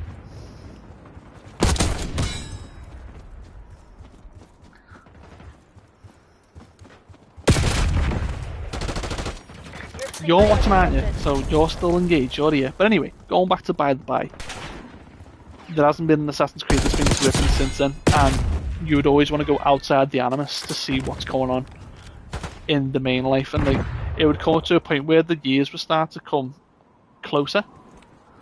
So it would become more like, it's coming like, everyone thought that fucking in 2012, everything was just gonna die, everything was just gonna blow up. And the game was set in 2012 for, I think, Brotherhood. Yeah, I think it was Brotherhood that was set in 2012.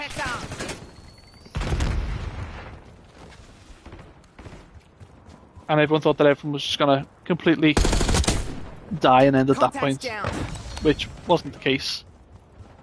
But then they stopped it. They went from that to Black Flag, and they kind of kept it continuous with Assassin's Creed 3 when you were playing as Connor and then Haitian, and the kind of twist that they had when they went from you were playing as a Templar. I guess that was a bit of a different twist. But it's not been as gripping. It's not been as gripping as it was years ago, and it's a shame because I think everyone would appreciate the game that went back to its ways. They did try and do it with Assassin's Creed Mirage, and I didn't mind Assassin's Creed Mirage, but it still had that type of RPG type of gameplay to it, and it just didn't feel like an Assassin's Creed game to me anymore. So I was hoping when they said they were going to go back to the roots, they were going to bring back a new storyline with the Animus and somehow link it into how it ended with Desmond. You gonna let a bunch of company assholes beat you? Fight back, damn it!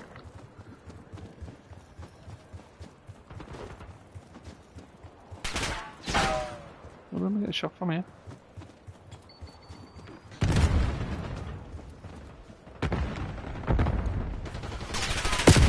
Ugh! But no, as I was speaking about game delays and stuff. Damn it, they must hack their comms. Go dark. We'll pick Thought you up Weaver said later. you Black Ops types knew your business.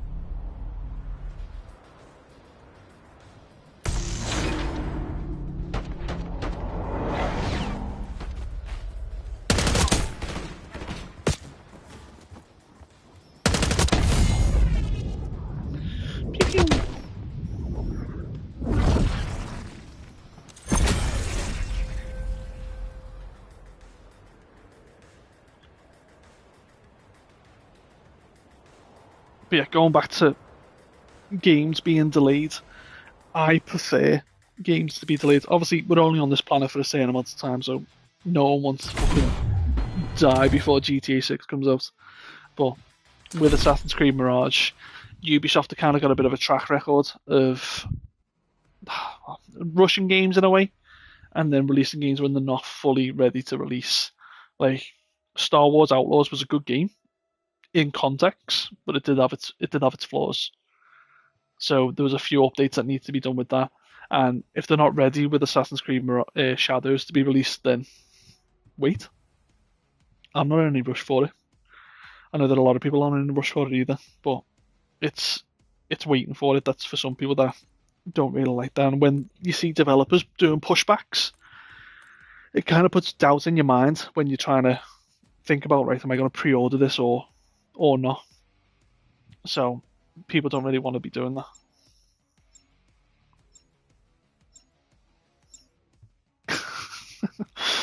Suck a dick, Drew. But yeah, it's coming down to it now where Assassin's Creed Shadows, the concept of it looks good. Will they execute it? Don't know. Hello. Hardcore team deathmatch. Remind the fugitives that actions have consequences. Enemy grenade! Keep it that Sweaty. Sweaty. Not sweaty.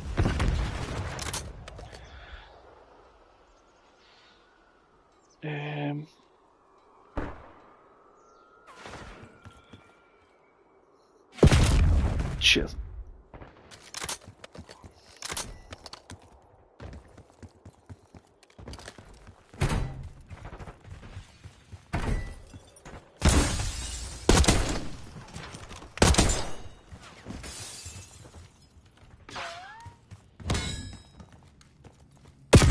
Fuck you, little prick.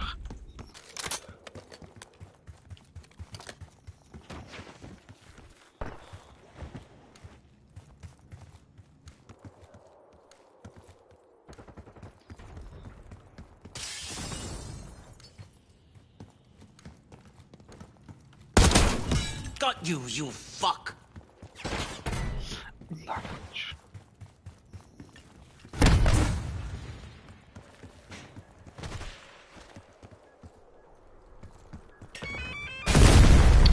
Fuck. Sending Semtech.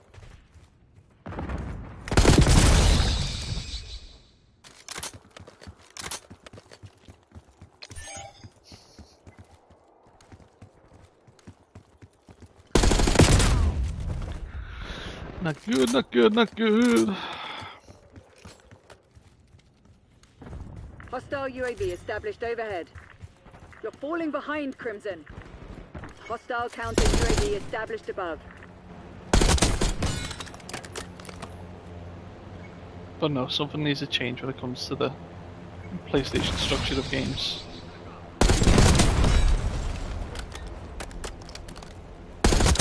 Hostile terminated.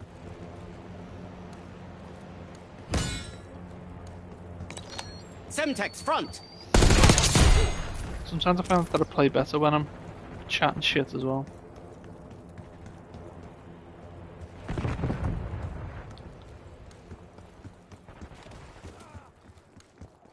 UAV available for task. 5 kills.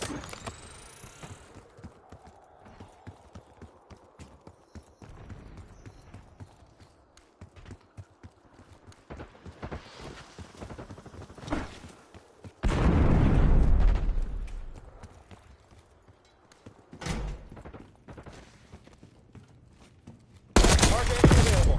Ooh. Get a CUAV on state using Archangel. Electronic countermeasures active. Get a UAV on grid.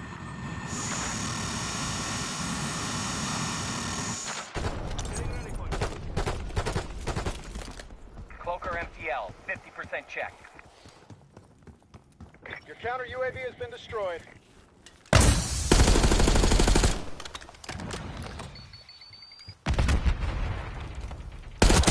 Got you, traitor.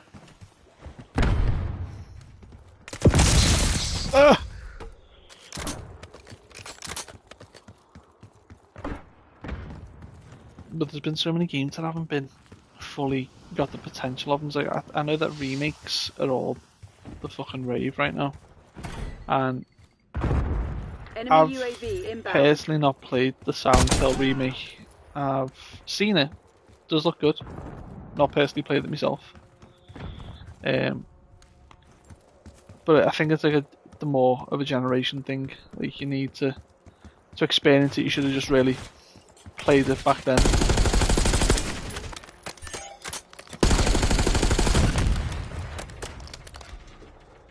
Hostile UAV established overhead. Yeah, to have played it back then and really experienced it back in that time. Because there were some things that were just kind of Operating RCXD. unheard of that you haven't really seen before. And I appreciate that with games sometimes because you can't really keep anything a secret in the game industry now. So obviously when things are getting developed, there's leaks constantly everywhere. So you can't really have a game go through its the development life cycle without some fucking prick ruining it for everyone and going in and leaking stuff. So we've seen GTA 6 leaks before we've seen a GTA 6 trailer. And that's what I hate about social media these days, that you can't really have something go through its Semtex life front. cycle without some dick leaking stuff online and ruining it. Enemy So for instance, UAV inbound. we come down to The Last of Us Part 2, before that got Okay, released, practice is over. everyone was looking forward to playing the game, but then the main plot twist inside that game was the whole thing what happens with Joel, and that was ruined for a lot of people because of the leaks. So people leaked that out, and then there was a whole back and forth throw with people putting golf club emojis online and stuff, and it's shit. But there's nothing you can do about it. Leaks are going to happen all the time, regardless where you are.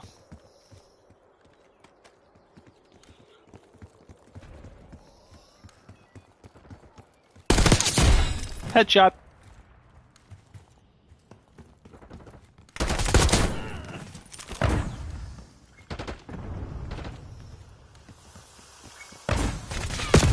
Come on.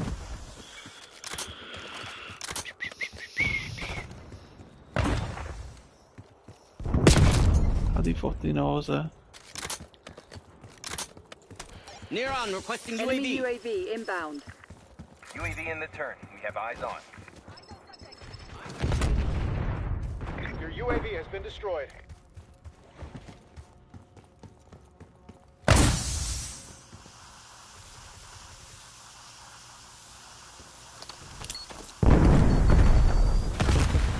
Don't know who it is that's popping these smokes all the time, but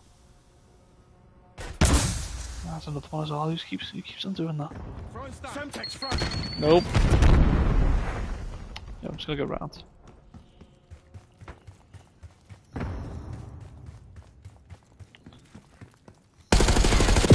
Ah. Ah.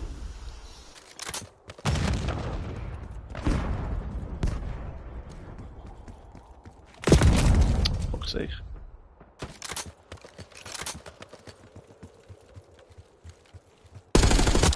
Hostile down.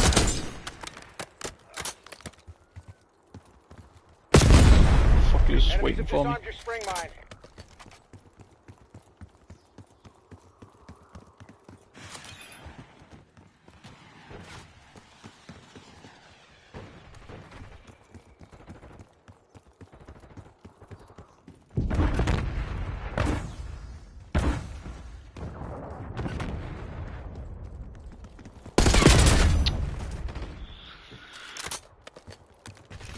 But this year, I'm gonna start doing more Waypoint.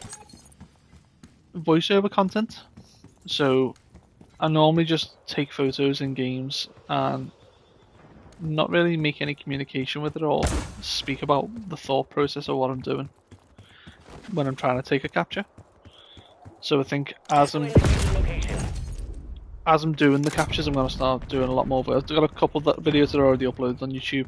It seems like the long form content doesn't really do as good as the short form content. So the reels and the short form content get a lot more traction than the long form, but to get partnered on YouTube, you kind of need that long form content to be They're right where we tickety want boo. them. Finish the job. But when it comes down to it, I think as you're doing something, as you're speaking, as you're doing it, you kind of get your thought process out there. Something that you didn't really realise that you were trying to aim for. Eyes on enemy. Like I done a couple last night for Ghost of Tsushima, and I done one today Grenade for incoming. The Last of Us Part 2, which have all been edited and Hostile voiceovers counter done, UAV established above. ready to be published really, but I'm not going to Stand do it all down. We have what we The came day for. is straight ours. away because then I'll The have no traitors content to are done. post.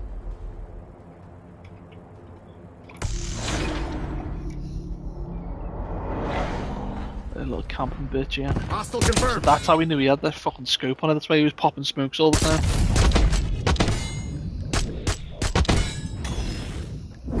I do my best work alone.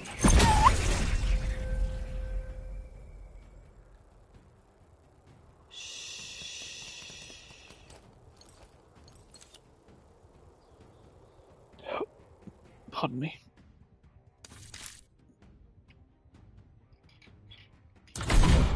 But to be fair, yesterday I had a little idea to get stills from frames of trailers. So for the Last of Us Part 2 trailer, I got certain stills from that trailer and tried to recreate them in the game. So I've done one of Abby just before she goes to find her dad that died. One of Joel, I think, as he's speaking to a therapist. We haven't seen that in the game, but I tried to recreate it in the game. But he seems to be speaking to a therapist in Jacksonville about what he did with Ellie. Obviously got one with Ellie Belran. There was no resemblance to it whatsoever. And the one of the mailbox. There's a mailbox outside Joel's house that you go to in I think it's Act 1 of the game. But obviously the mail in the TV show it's got Miller on the post boxes, but not got Joel. The game's got Joel Miller on it, which is a bit not very consistent. But I tweeted it anyway. I put it out there. It done very well on Instagram. Not very well on Twitter, but I was hoping that either the voice actors like Troy Baker or Neil Druckmann would see it at some light or not, but no traction as of yet. But we can all hope. Hardcore team deathmatch. Another day in paradise, Black Ops.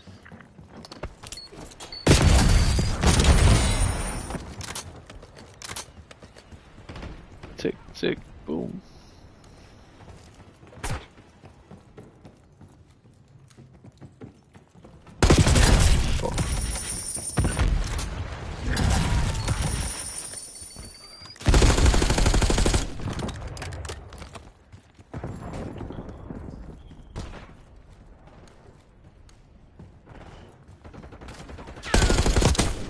Good to see you, fucko.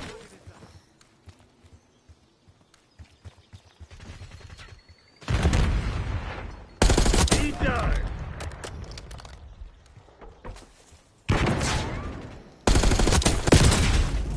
Ah!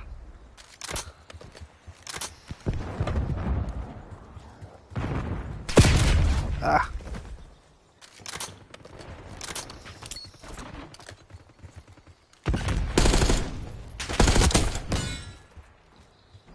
Because I am fucking starving right now.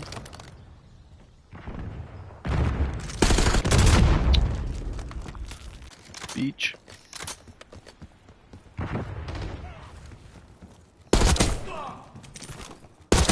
Wasted.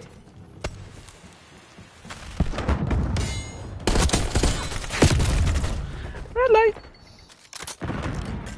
Green light. Ah, white light.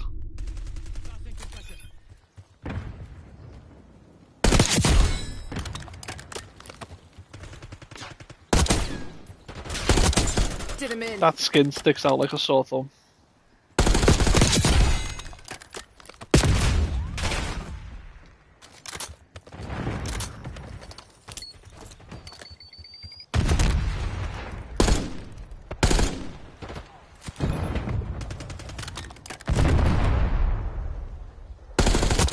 Hostile removed. Didn't work well, did it? Yeah, nothing's really gripping me right now. So obviously I like it when you can spend hours playing a game. Like right now I'm playing this because I don't really want to jump into another game because I'll start taking photos and I'll be there forever. But there's not been like a full single player game that's gripped me for a while. Like I seem to tend to myself be playing like 2 or 3 hours of a game and then never going back to it. For instance, Prince of Persia, The Lost Crown, that came as I got given that game from Ubisoft Direct, and at first I thought it was a really good game to play, but then for some reason it just didn't click with me anymore. I just couldn't get into it. I don't know what it was. So I never really went back to playing it, which is a shame to be fair, because it was a decent game.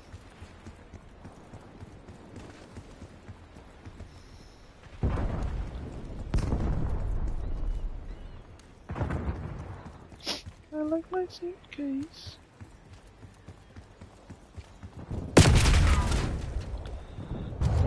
Really looking, man. Lovely. TACOM, launch a UAV. Enemy set disarming mine.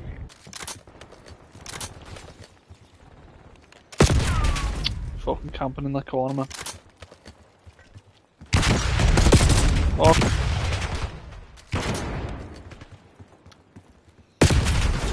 Also, a game that couldn't get into, didn't bode well with me, was everyone loves it, and to an extent I understand why, but for me it just doesn't feel like a game that I can get into. There's too much going on the screen, really, which is oh, fuck that. Bumped him off. Which is Marvel Rivals. I know that it's pretty big on the scene at the moment, and a lot of people are really enjoying the game. But personally, with myself, I just can't click with it. I feel like there's too much going on, and I wasn't a big fan of Overwatch when that got released anyway. So I know it's kind of not a carbon copy of Overwatch, but it's similar to Overwatch's gameplay style, and that's just something that I just never ever fully got into. So I did try and play Marvel Rivals for a bit, but I just felt like I was just pressing buttons, and I never knew whether what I was doing was correct or whether I was actually killing someone or damaging anything or taking any effective shots. It just didn't seem like I was doing anything at all to the gameplay or to the team that I was playing with. A game that I did really enjoy though, which is, we're going back some time here, and I will be looking on getting the new one, which is Fight Night Round 3, and obviously Fight Night Round 2. They tried to remake one and call it Champions, but it never really hit well. It's kind of a shit one. But the new one's just come out called Undisputed, and the CEO of the game company follows me on Instagram, and I've been messaging him via DMs. So he said he'll be providing me with a copy of the game, which that'll be good. I wouldn't mind getting my hands on that, to be fair.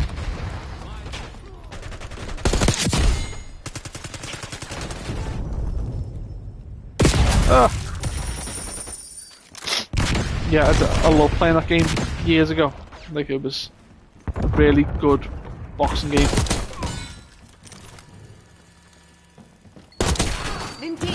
Where the fuck they come? Sorry.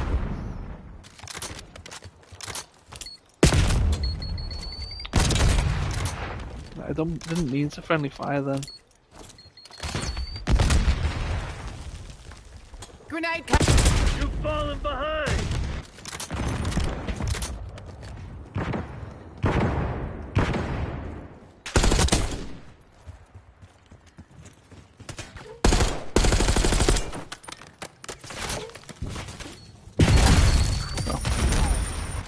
Practically blew a kiss to him before he fucking shot me in the face.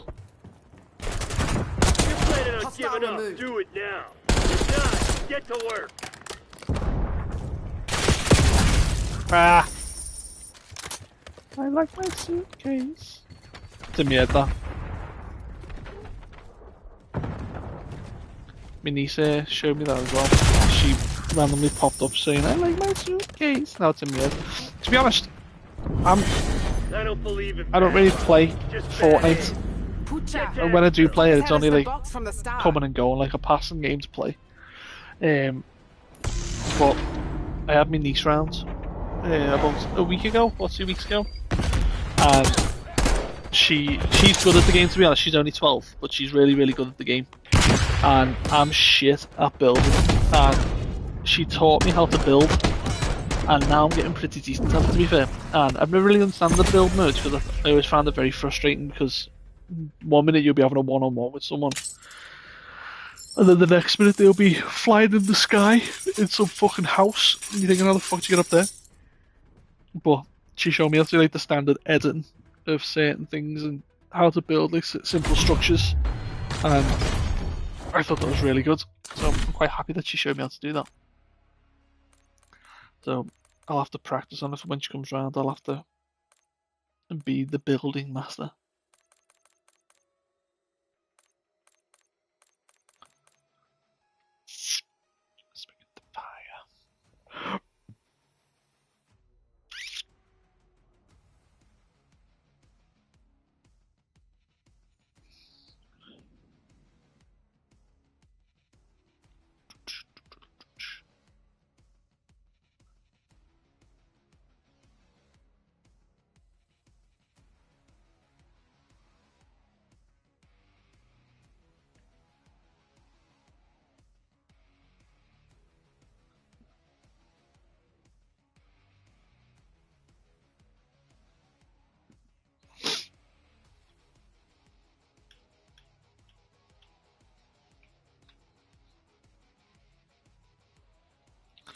I think we'll have one more game, and then we'll call it quits after that. So we've been on for about, I don't know how long we've been on for actually. Maybe been a couple of hours. Yeah, 2 hours. 2 hour stream.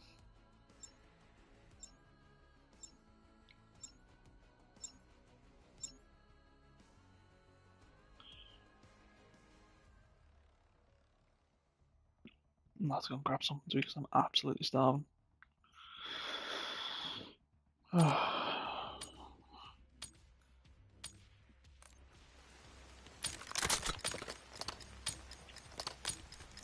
Unless people come into the chat and more conversations being made, apart from me brother and my cousin chatting shit.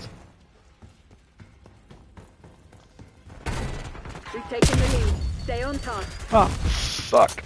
Right. You know when you're getting too close to the screen when you start getting shot.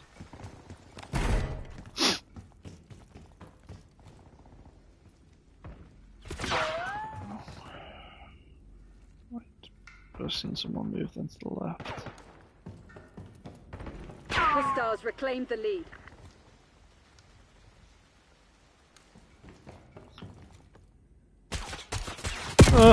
He's on my fucking floor.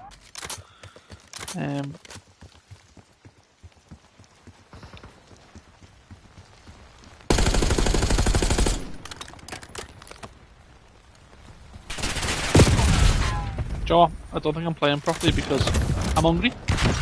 I am starving right now.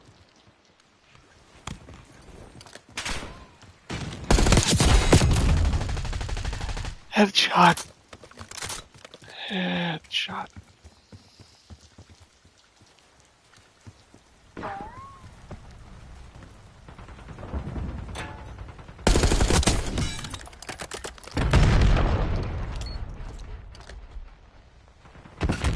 I got the shot. Down with that.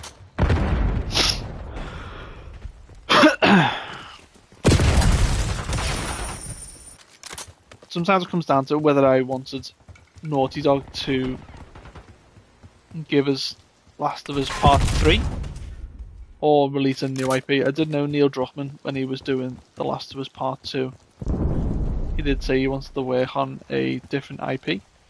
So I understand why he went through the director. So I don't know whether since 2020 he's been working on that new game that got released on the Game Awards.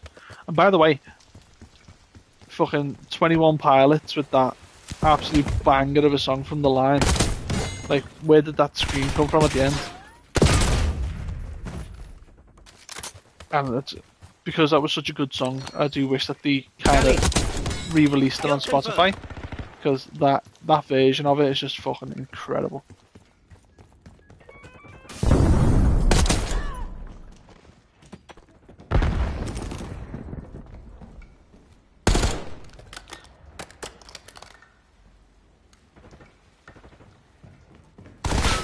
disrupted. Enemy I like my KIA. suitcase.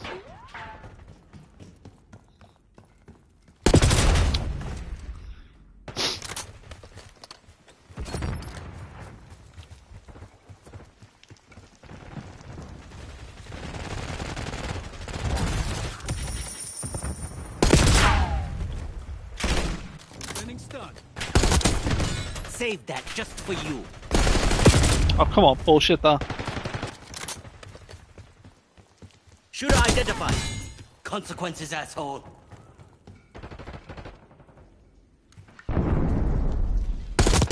Now jerk on. Enemy spring mine.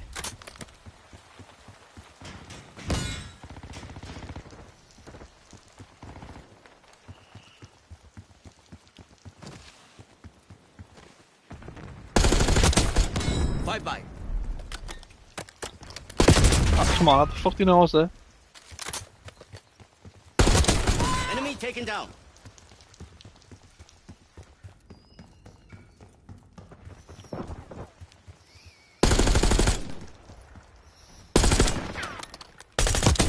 EKIA.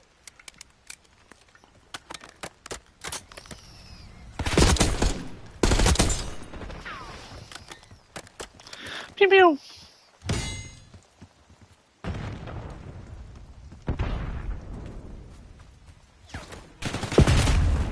Chasing me. I can smell you.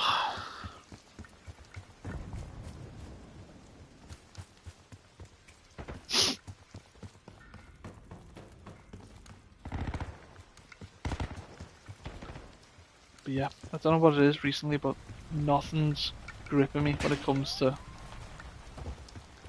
gameplay with certain games. I just can't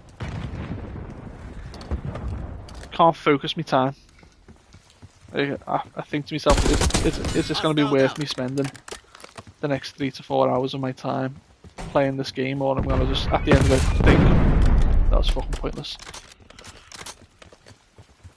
Like, don't get me wrong, Death Stranding, visually stunning game, fantastic game, and the only reason why I probably play that game more often is just because it was made by Hideo Kojima.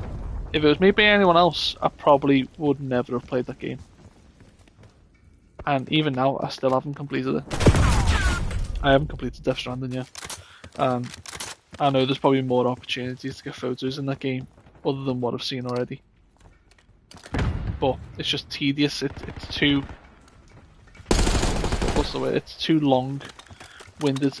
Because technically it is kind of a walking simulator if you think about it. And I don't have the time or energy to be waiting around or walking 30 minutes in one direction to get to a location. So that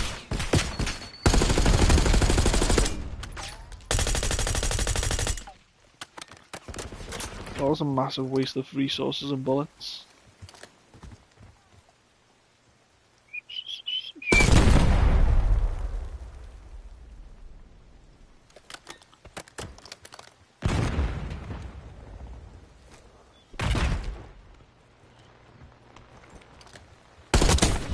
Yeah!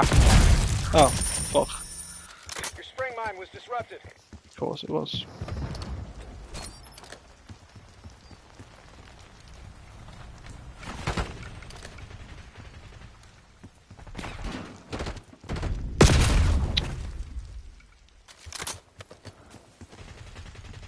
That's good.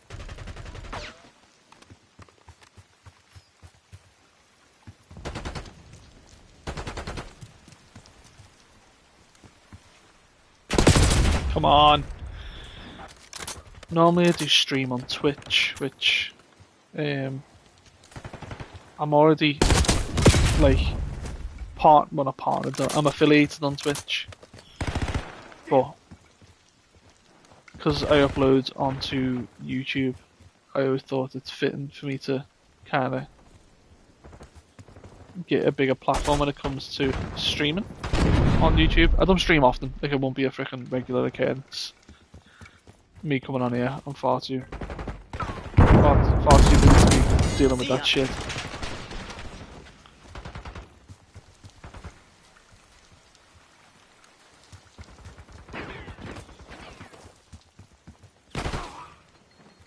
Deploying after it. Oh.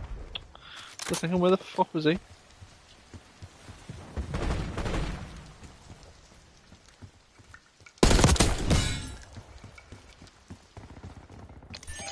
Forget it. Marking target located. Ah!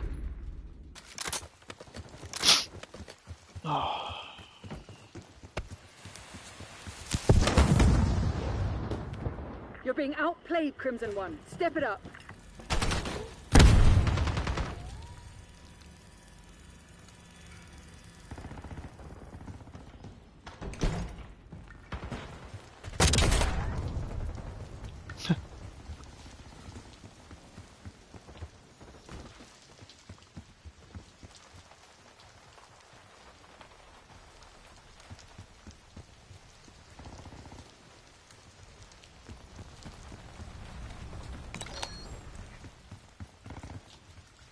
Hostile UAV established overhead.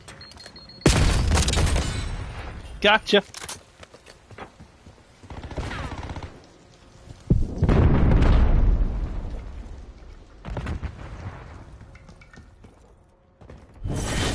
You lost the fugitives again. Land Fall back to the CCP. We got wiped out. Well, that's me done. Stop broadcast. Yes. See you all soon.